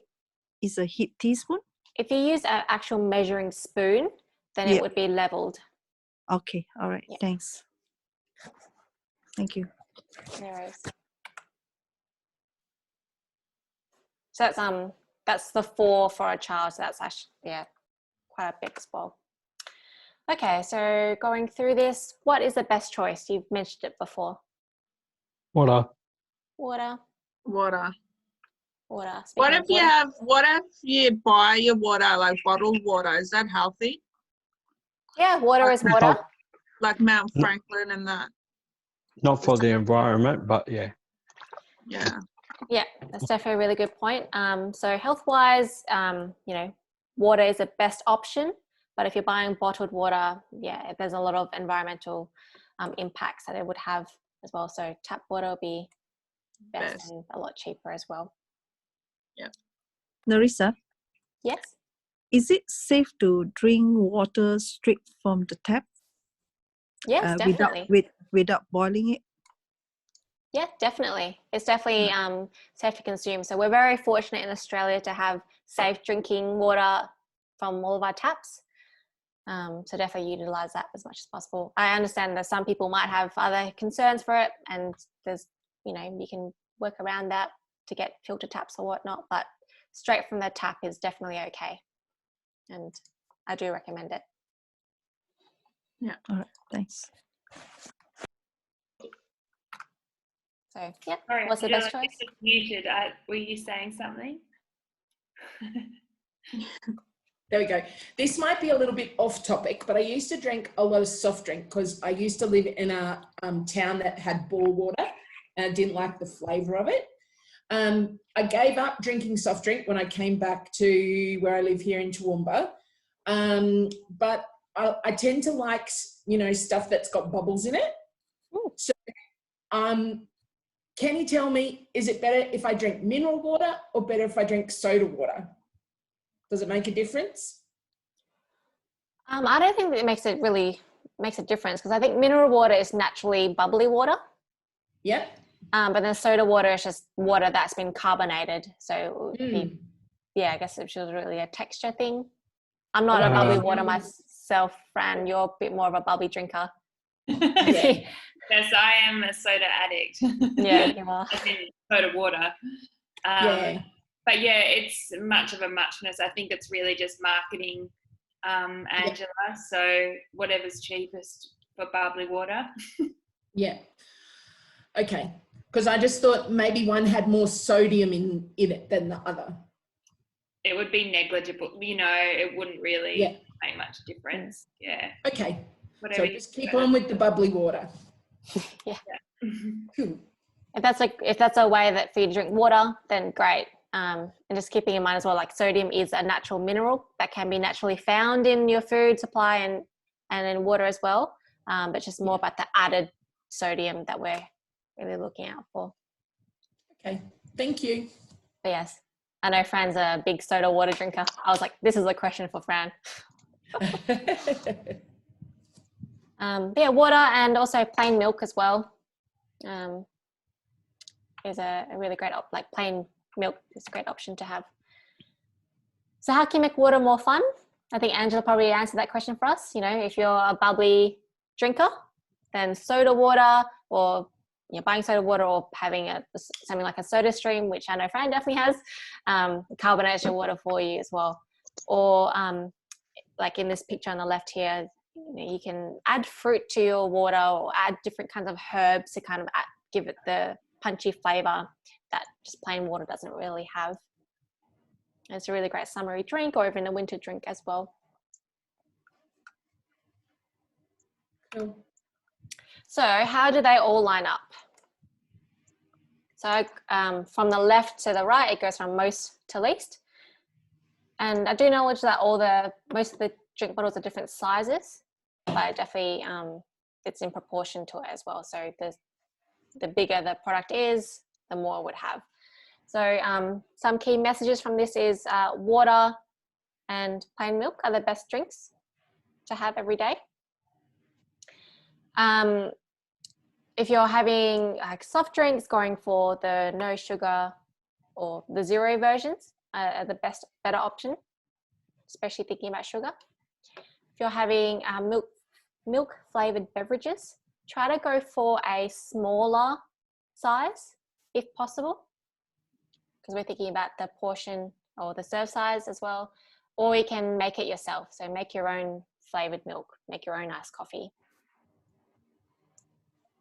Fruit juice is a better option to fruit drink. Or what's even better than that?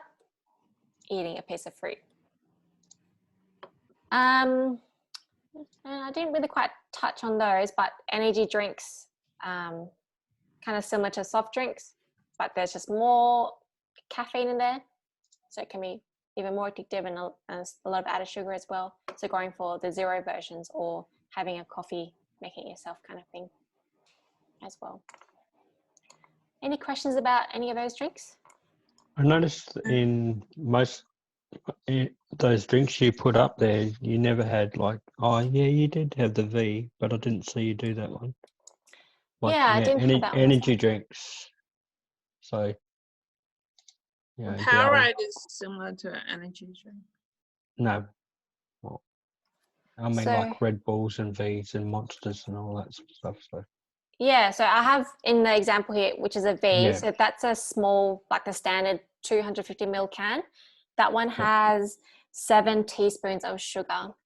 So V and Red Bull are very comparable. They're quite similar in terms of sugar. And that's a 200 ml can. So it's actually quite small. That's, you know, roughly 1 cup, like 1 measuring cup. Yeah.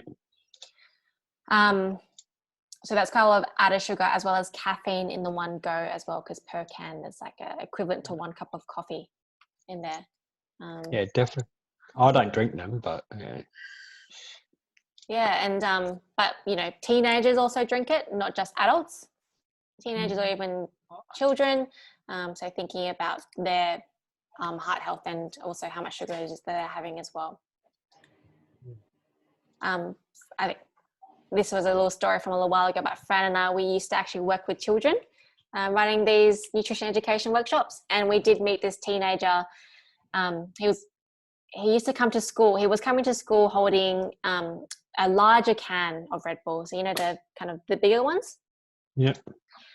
And we used, I remember once asking him, oh, you know, is that your breakfast or something like that? And he said, oh yeah, he's feeling quite tired. So this is early morning on the way to school. He was quite tired, so he had a Red Bull to help wake him up.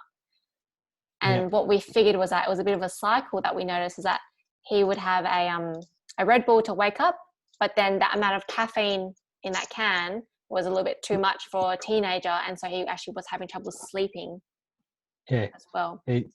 So he was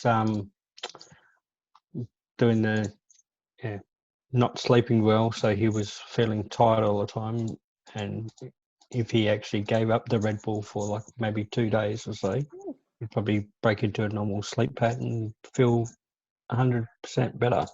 Yeah, definitely. So it's also sleep and many other factors that affect our health as well, not just what it is that we eat. All right, so next part is how your goals going. We've touched on the goals earlier on. Marcel, you worked on your goals, which is really great. Marcel? Yeah. Okay. Are we having the cooking lesson today? Or? Yes, I'm just about to approach that now. Okay. Who's cooking with me today? Just wondering. I didn't get the recipe. Oh. Yeah. Did anyone get the recipe? Anyone else get the recipe or not get it? I don't know. I don't have the recipe. I don't have the recipe. Yeah, me too. Angela, sorry, I think you were on mute before. Oh, I just said it was at the end of the last email that you sent us. It was an attachment. All right. Yeah, I did send an email last week with some links to the resources as well as a recipe card, but that's okay. You can watch me again today. It was like on the Thursday or something, like the day after. And actually, Angela already made the recipe, which is really good. Yes. onto it. Okay. That's good. Okay, so I'm just going to quickly revisit SMART goals. So what we want is to write a SMART goal, something that's very specific, measurable, achievable, realistic, and timely. So same as last week, I want you to think about something you want to work on. So if for those of us who didn't achieve our goals from last week, let's revisit your goal and try to rewrite it so that it's something that you definitely can do this week. Otherwise, if you have achieved it like Marcel has, then here are some examples on the screen that are relevant to today's lesson.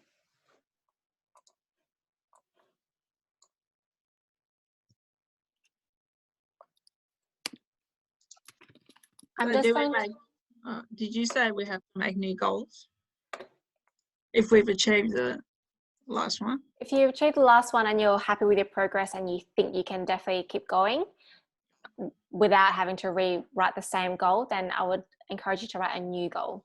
Yeah. Something different. I'm just going to leave this on the screen now while I get ready for the cooking. Yeah. Fran, are you happy to hold the fort while I get ready? Yes, Awesome. no worries. Super. Okay, so I'm just going to move over to the kitchen now, so I'll see you in a couple of minutes. Yeah. Thanks. So if does anyone say they didn't achieve their goal last week? No? I didn't really have one. What's that, Angela? I said I didn't really have one last week. I was still on holidays. Fair enough. Yeah. Well, today is a good day. I mean, a bit of a harsh reality. Back first day. I know. After 6 months holiday, it's tragic.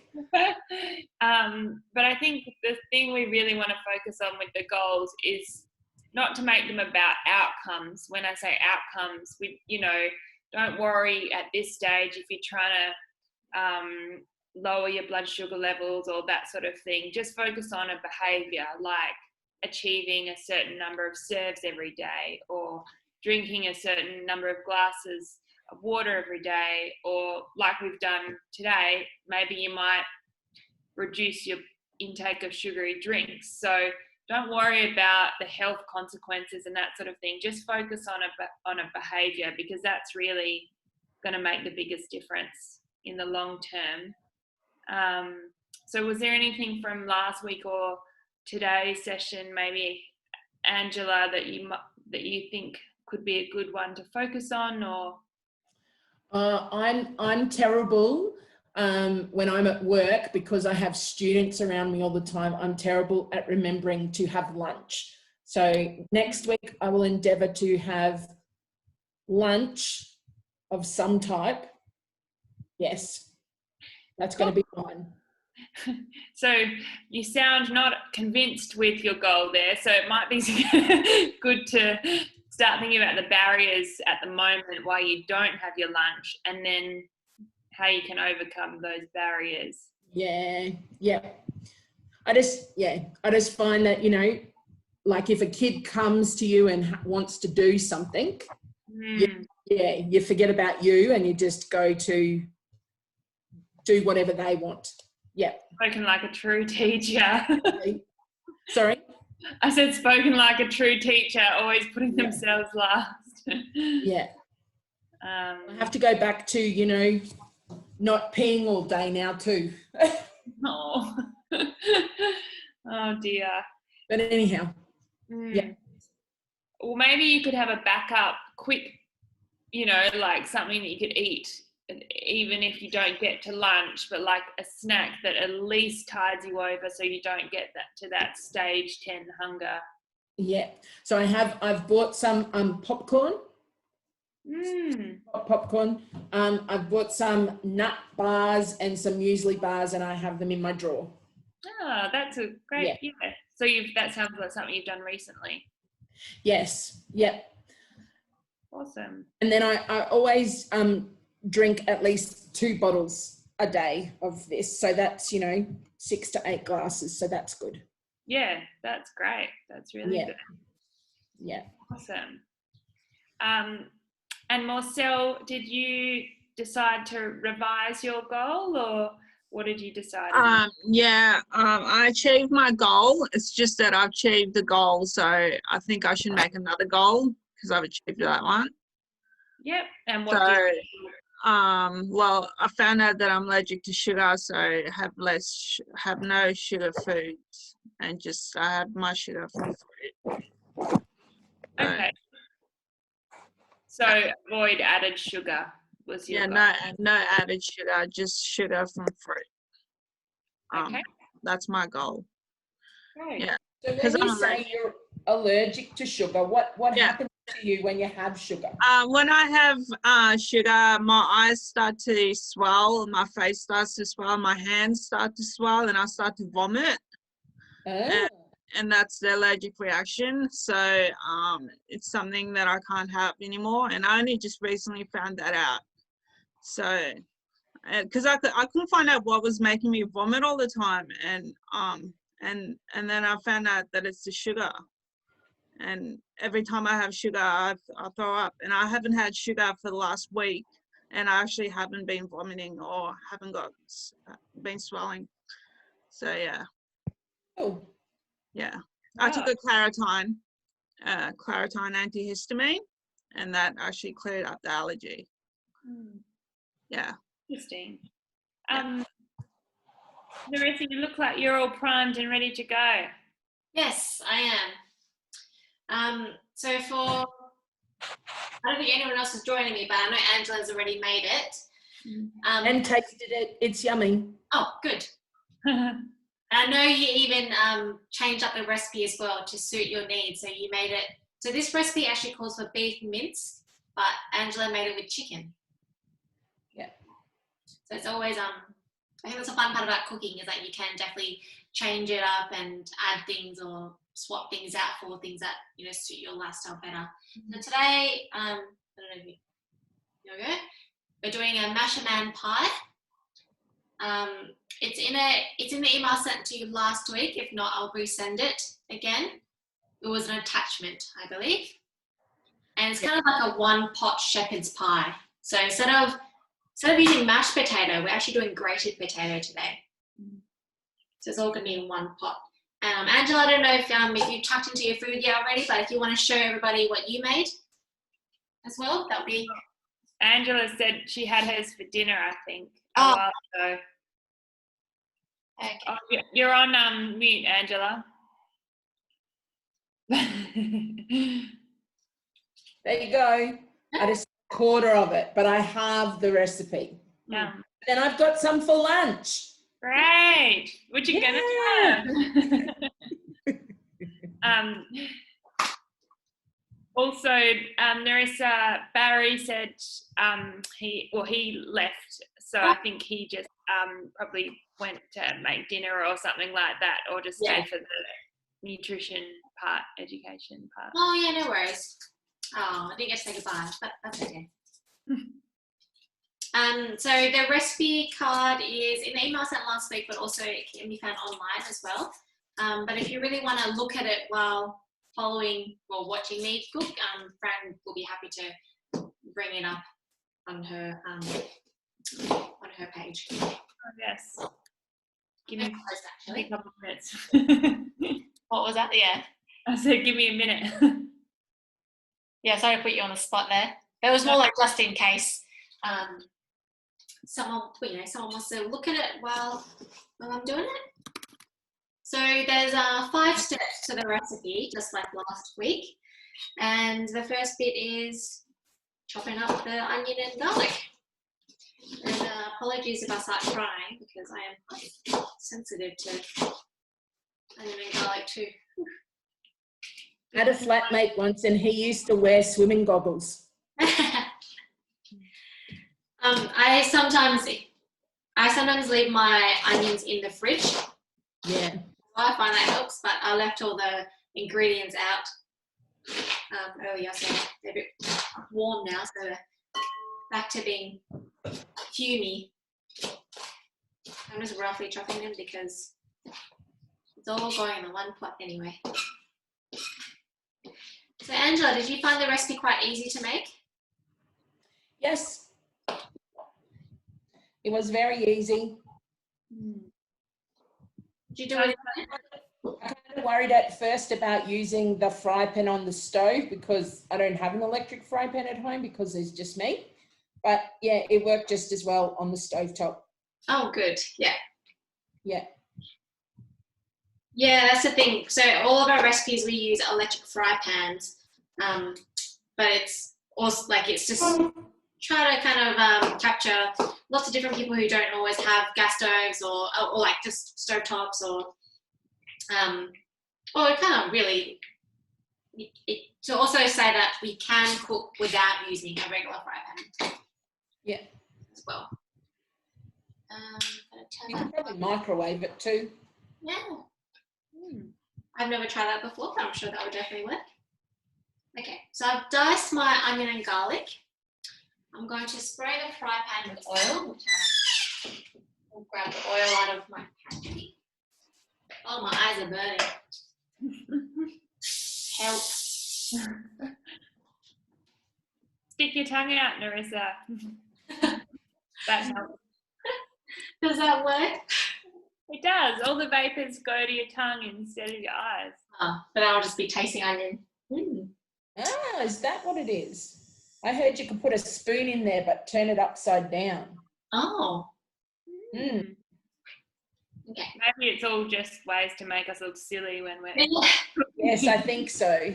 Just grabbing the beef from my fridge. No, I do. I actually might open the window. Sometimes when we cook this recipe in sessions, you can do a vegetarian version using a tin of lentils. Yep. Yeah. Yeah, I did say that in the email as well, just in case the vegetarians wanted to cook the recipe. What's the next one? Okay.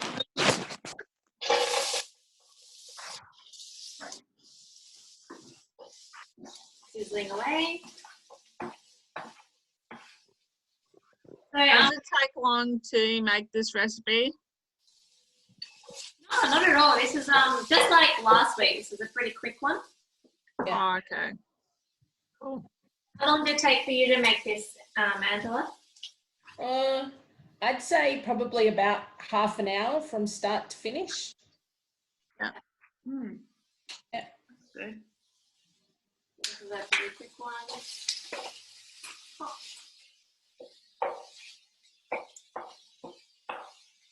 Has anyone had a look at the other recipes on the website or anything like that? Or just the mash man? I've looked at them but not seriously used them yet. Yeah, fair enough. But you've seriously used one of them so far. So. I have. Yeah. So actually, I might try it with chicken next time I do it at home. It was quite nice. Yeah. Do you use chicken mince or like chicken breast or what do you do? Oh no, just chicken mince. Yep. Yeah. And then, as I said, a chicken stock cube instead of a beef one. Yeah. So while this is cooking away, I'm going to chop the carrot into small pieces, but I know, Angela, you started grating. Yeah, because it cooked faster. But I'll save some time and then we do second one go.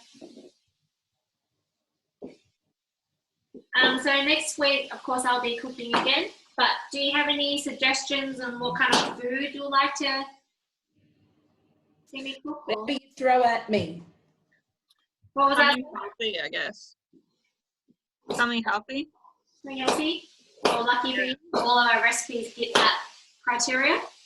Yeah. Anything?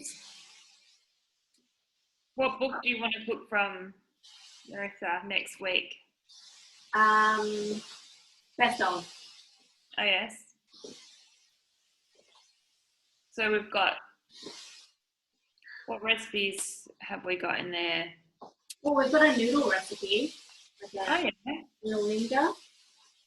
Noodle Ninja. Got a curry recipe. Curry. Curry sounds exciting. Yeah. Got fried rice. All right, let's pick one together. But something I want to cook something that is along the lines of something that you would make at home as well. So what would you normally eat at home? Something meat-based or vegetarian-based. I like the fried rice idea. Fried rice? I like the idea. Yeah. Because I always wanted to know how to cook that. Okay. Yeah. How does everyone else feel about that? Are you happy with fried rice? Cool. It's got vegetables and it's got chicken and fibre. So it's got a bit of everything. So I think our particular fried rice is I think it's vegetarian, isn't it, Fran? Yeah, it is. Yeah. Although, yeah, you could always add some meat if you wanted. Yeah. Okay, so how about next week I'll do the fried rice. I think it's called rainbow rice from memory. And then, you can always have your protein on the side that you can add in as well, but I'll just make it vegetarian as per the recipe. Yeah. And then if you want to add in other things, you definitely can as well. Does it have egg in it? Yeah, it's got egg, I think. Yeah.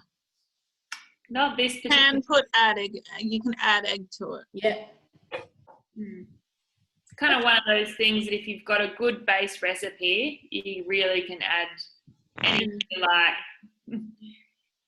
Yeah. Very handy. Cool.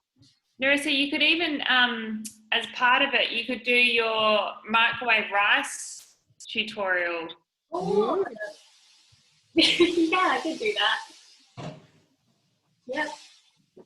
That's a good. Sorry, I'm having a bit of trouble hearing because the fry pan's sizzling away, and it's like.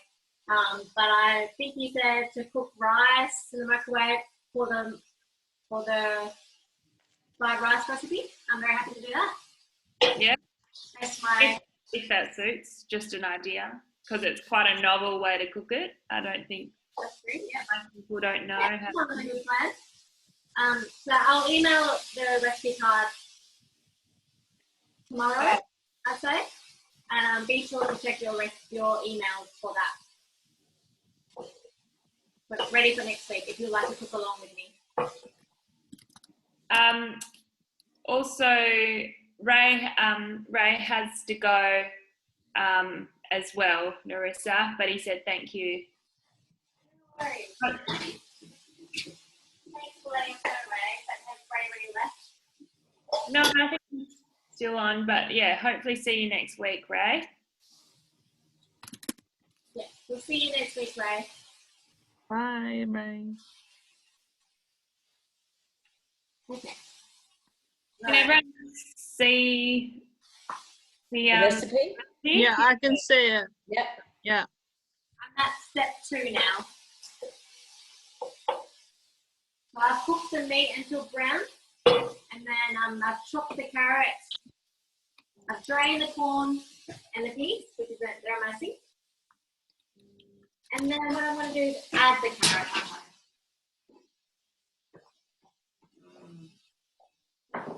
Great.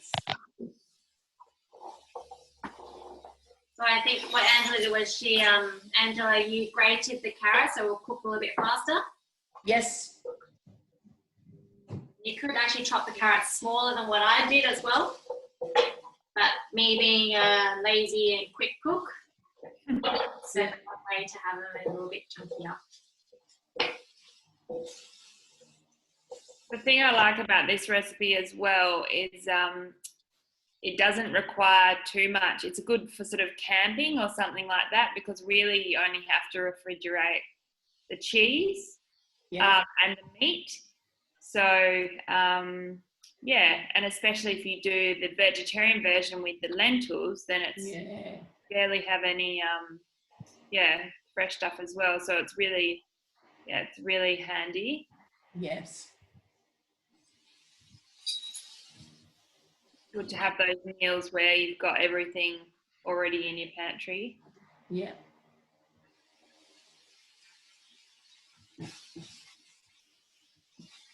So still on number 2.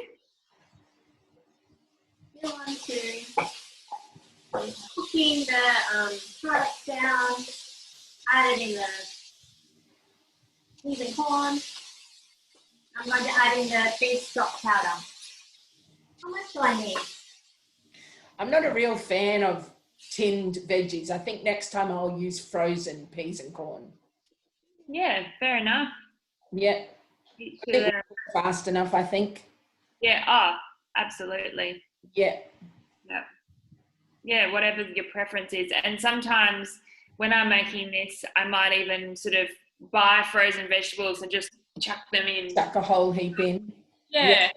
Just bulk it out even more. Yeah. Veggies, get some more serves in there.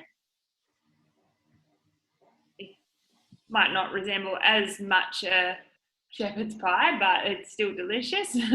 Yeah. Did you make something yummy for dinner, Marcel? No, I haven't cooked yet, and I haven't made anything yet. Yeah, must be quite late. Yeah, it's quite late, but I stop eating after 4 o'clock. That's my routine.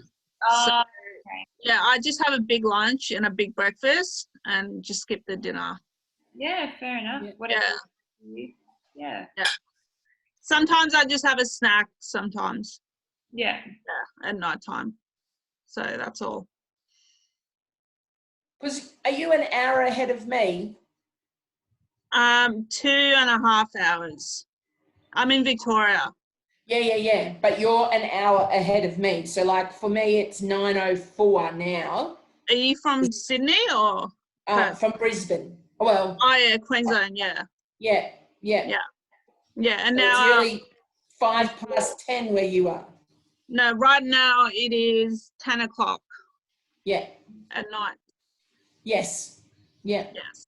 And I'm getting tired. I want to go to sleep. But yeah, I'll just wait till Narissa finishes up. Yeah. What about you, Eunice? Did you have you got something yummy lined up?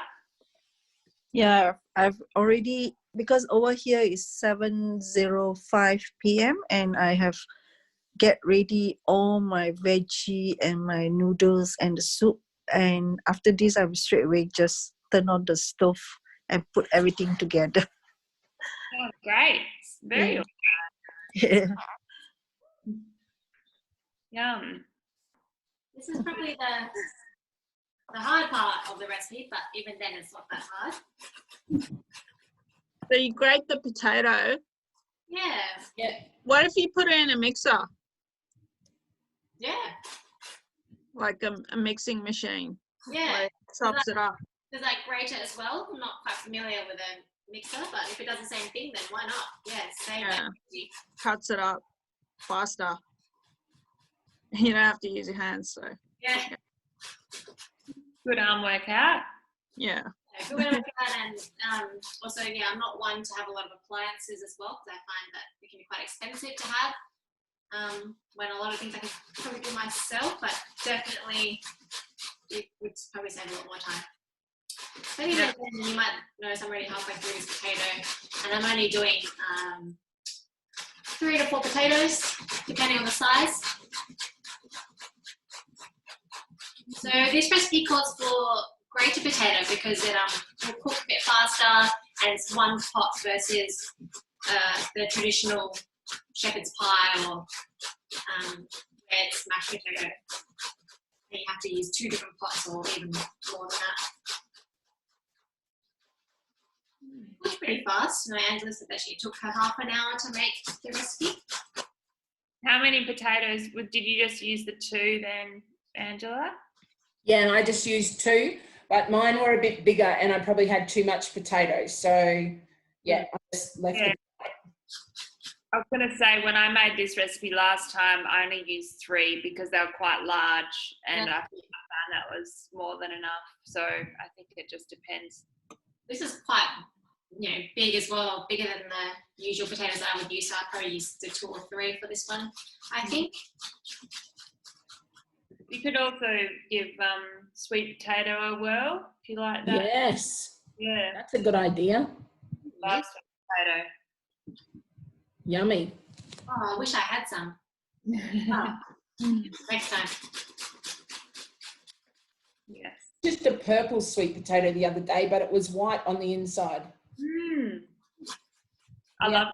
They're even sweeter, I feel like. Yes, I think so. My mum grew them for a while. Used to give me some from the garden. It's quite a treat. Quite fun. I don't know if you've ever been in the garden, or like had sweet potatoes growing and pull them out. It's like digging for gold because it's like a whole bunch of vines, and you just sort of have to find where it's poking out just a little bit.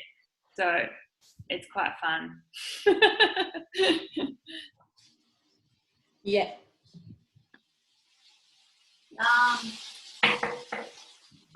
It's not very good. The baked beans that's been added in it just adds such a good smell and sweetness to it. So good. That sort of savoury flavour. Yeah. I'm very hungry right now because I'm smelling this delicious smell. You'll enjoy it. Yeah.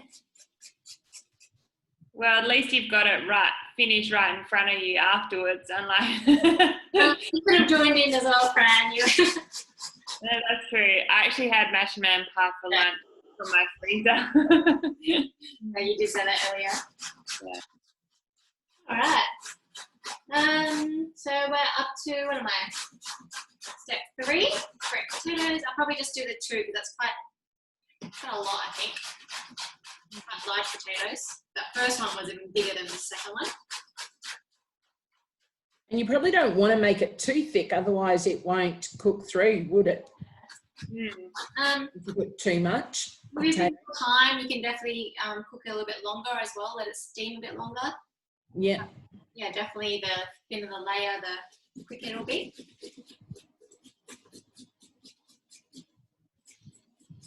Yum, it's sizzling away. And sorry if I'm missing any parts of your conversation, because once it starts sizzling, I have a bit of trouble hearing. That's fine. We're just do you put it on medium or high or low? This one is on low to medium. So Okay. While I'm grating, it's actually on lower heat, so it doesn't burn while I'm grating. Yeah. But then once I finish with the potatoes and spread on top, I'll probably turn it up just a little bit. Yeah.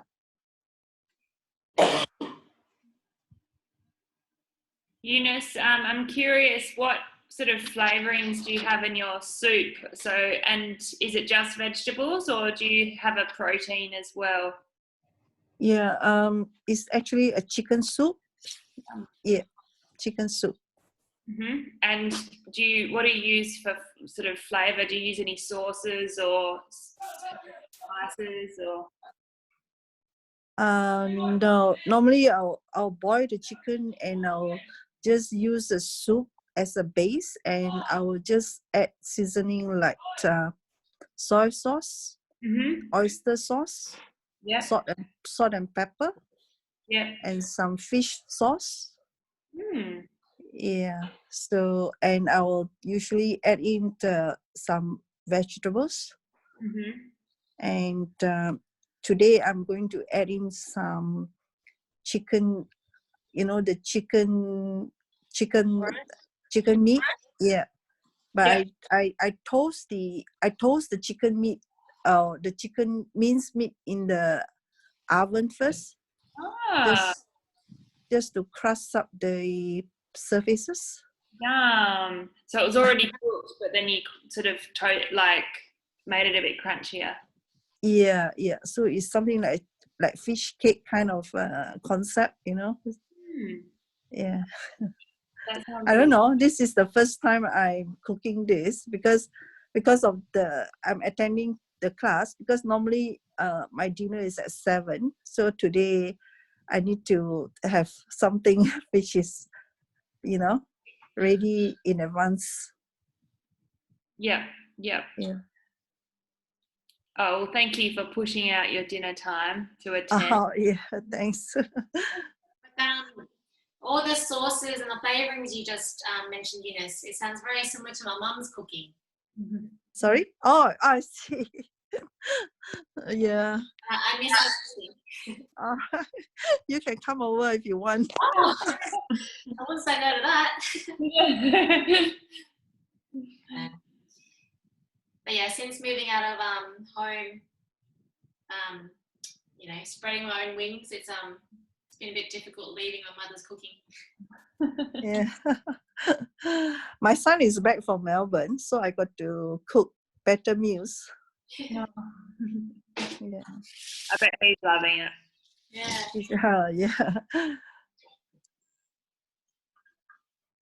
Okay, so what have I done? I've spread the grated potatoes on the meat mixture, and and it says grate cheese, but my cheese is actually already grated. Oh, great. Nice pun, Fran. So I actually have some grated cheese already done for me, which is handy. It's just like leftover from the other night. Grate cheese, spread the cheese on top. I might actually wait a couple minutes before adding the cheese, because as per the recipe, it's actually asking you to grate at the same time. So I might let the potato cook a little bit, just maybe for a couple of minutes, and then add on the cheese. Yeah, I've done a nice thin layer of potato. I think that's a good amount of potato. I've only done the 2. I don't quite large. Like I've still got 2 here, but these are a bit smaller. I'll put these away.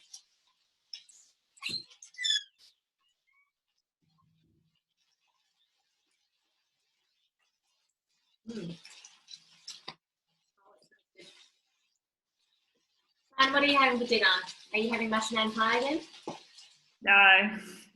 I'm going to just do a quick broccoli and feta salad. Oh. I've decided. My fridge is looking a bit bare. You need to do a fridge shop? Well, I'm actually going to try and just get through what I've got in the freezer. I needed a bit of a turnover. Yeah, use up what you have already. Exactly. Yeah. I had one of those moments last week where I started making like different random meals because I was just trying to use up all the different vegetables and the different bits and pieces in the freezer and the fridge. And, you know, definitely cleared it out, and I saved a lot of money that week as well, not having to do another shop. Exactly. Yep. And it's good for reducing food waste. Yeah. What do you think? Do you think that's enough time? Yeah. Well, I think after you put the cheese on, you'll have to cook that a bit longer, right? Yeah. Right. And it's steaming up pretty well now, so I'm just going to sprinkle one of my favourite ingredients. Staple. Can't go wrong. Was that from a taco night or something, Narissa? My partner and I, we make homemade pizzas quite often. Well, by often I mean probably once a week. That's awesome. Yeah. Well, usually we buy a bag of grated cheese. I just dropped a whole bunch of cheese over the counter. But yeah, we usually buy pre-grated cheese, but lately to save a bit of money, we've been buying the blocks of cheese.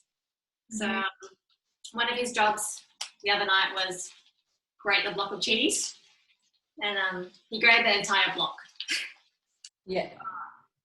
All in one go. So I was like, okay, we've got plenty of grated cheese now, which, you know, makes my life easier now that I think about it. But you know when someone's very good at their job? That was Yeah. one of those experiences. Yeah. Like to make our homemade pizzas. What kind of pizzas do you make? What flavors? We have the staple, like usually the vegetables that we always have are spinach, tomatoes, cucumber, and mushrooms. They're the staple veggies that we always have. Yeah. So that's definitely always on the pizzas, and then anything else that we might have, we can add on as well. But usually, yeah, we bulk it up with our favorite veg. Yeah. Every so often, if I've got pumpkin, I'll put it on there as well. Yeah, but they're my favorite toppings. And most times we do it meatless as well, because I think vegetarian pizzas are pretty, like, very tasty, and it's like one of those kind of like one of those meals that you go, what are we gonna have tonight? Oh, what do we have? Pizzas. So we just do that. Yeah. Did you just do Lebanese bread or? Huh? What base? Yeah. I have two go-tos. Either we'll buy the just a plain pizza bases. Yeah. So either like a flatbread or wraps, or like a wholemeal pizza base. Or when I'm feeling a bit more creative, I actually make my own pizza base. Cool. Yeah. I do have we have a recipe that it's only 2 ingredients, or 2.5 or 3. It's called toasty flatbread, and it's just yogurt, like Greek yogurt, like natural yogurt and self-raising flour, and you just roll it into a dough, and then I just flatten it out and put the toppings on top, and I put it in the oven, and yeah, it's great. Cool. So that's when I have yogurt in the fridge. Otherwise, I just buy a standard base. What are your go-to meals? I make vegetarian pizzas too. Yeah, I like making pizzas too. Most of the time I don't know, just buy it. Save time from making it. Yeah, but sometimes when I want a healthy option, I just make it. Yeah. Yeah. Yeah, I guess vegetarian and meat lovers. I like meat lovers. Yeah. Yeah. I'm not a vegetarian. I just like to eat vegetables. I like meat too. I like all meats. Yeah. That's cool. Yeah, so we're both pizza lovers, which is great. Yeah. I always love a fellow pizza lover. Yeah. Yeah. What about you, Angela? What's your go-to? So last week I said pesto chicken. The other one that's a really quick and easy one is a tuna and mushroom pasta. Ooh, that sounds delicious. Yeah. With some tomato paste in it and some evaporated milk. Oh, it's like a tomato base. Yes. You might have to share the recipe with us.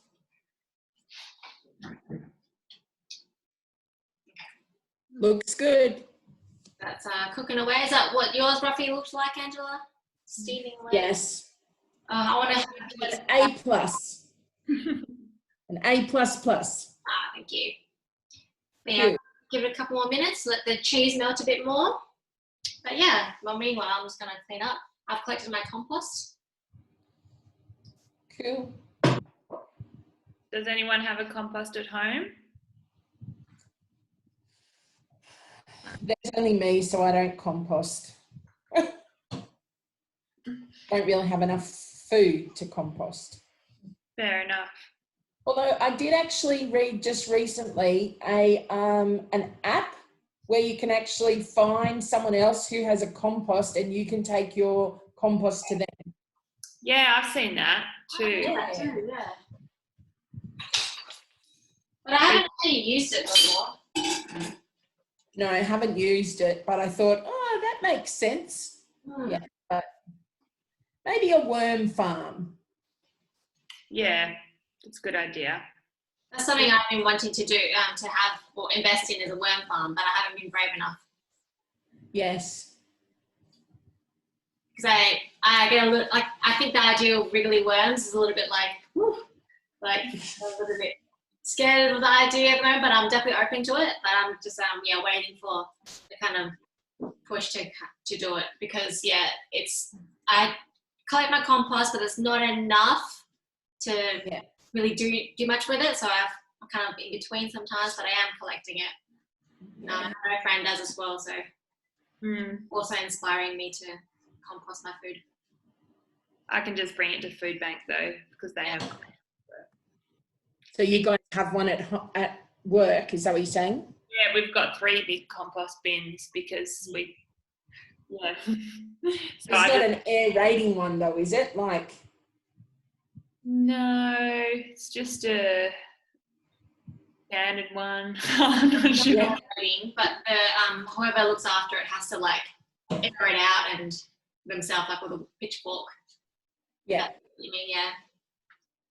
No, I just read about one in Melbourne where the guy had it was an aerobic, so basically it was a big machine and they just put everything in, and in 24 hours it came out as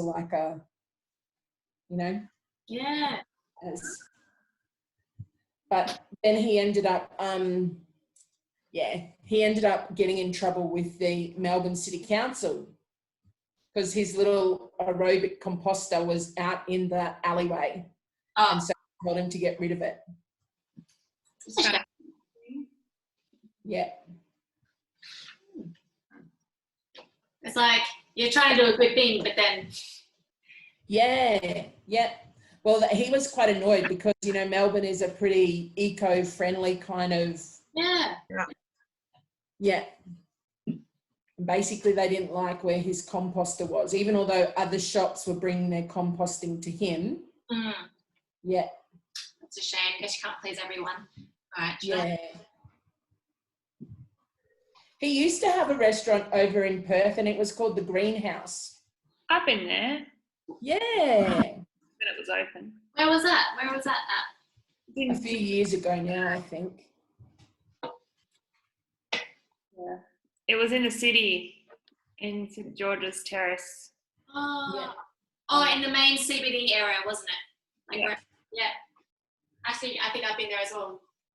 For about 8 or so years ago now, would have been. Yeah. A long time ago. Yeah. He has some great ideas. Well, all the cheese is melted, and that's what the instructions have told me to get to. So, after Greenhouse, he had another restaurant in Melbourne called Brothel, and it was because they actually got stuff from high-end restaurants and like bones and seafood shells and stuff, and then broth was the base of what he made. Interesting. Quite eccentric, isn't it? Right. Should I serve up? Sure. Would you like some? So I guess this kind of brings us to the end of the cooking. I guess, how long did that take? About half an hour. About half an hour? Yeah. Yeah, roughly. That's pretty good. It's just 9:25. Yeah. Okay, so that brings us to the end of week 2 of Food Sensations for Adults. Super. Yeah. Thanks for your time. Yeah, thank you. Next week we'll be doing budgeting and meal planning. Have pen and paper ready and a calculator. Yeah. Is it Wednesday next week? Yeah, same time. Same time. Yeah. Okay. All right. Good night, everyone. Thank you, everyone. Bye. Bye. I'll see you next week. Bye. Bye. Bye. Thank you. See you.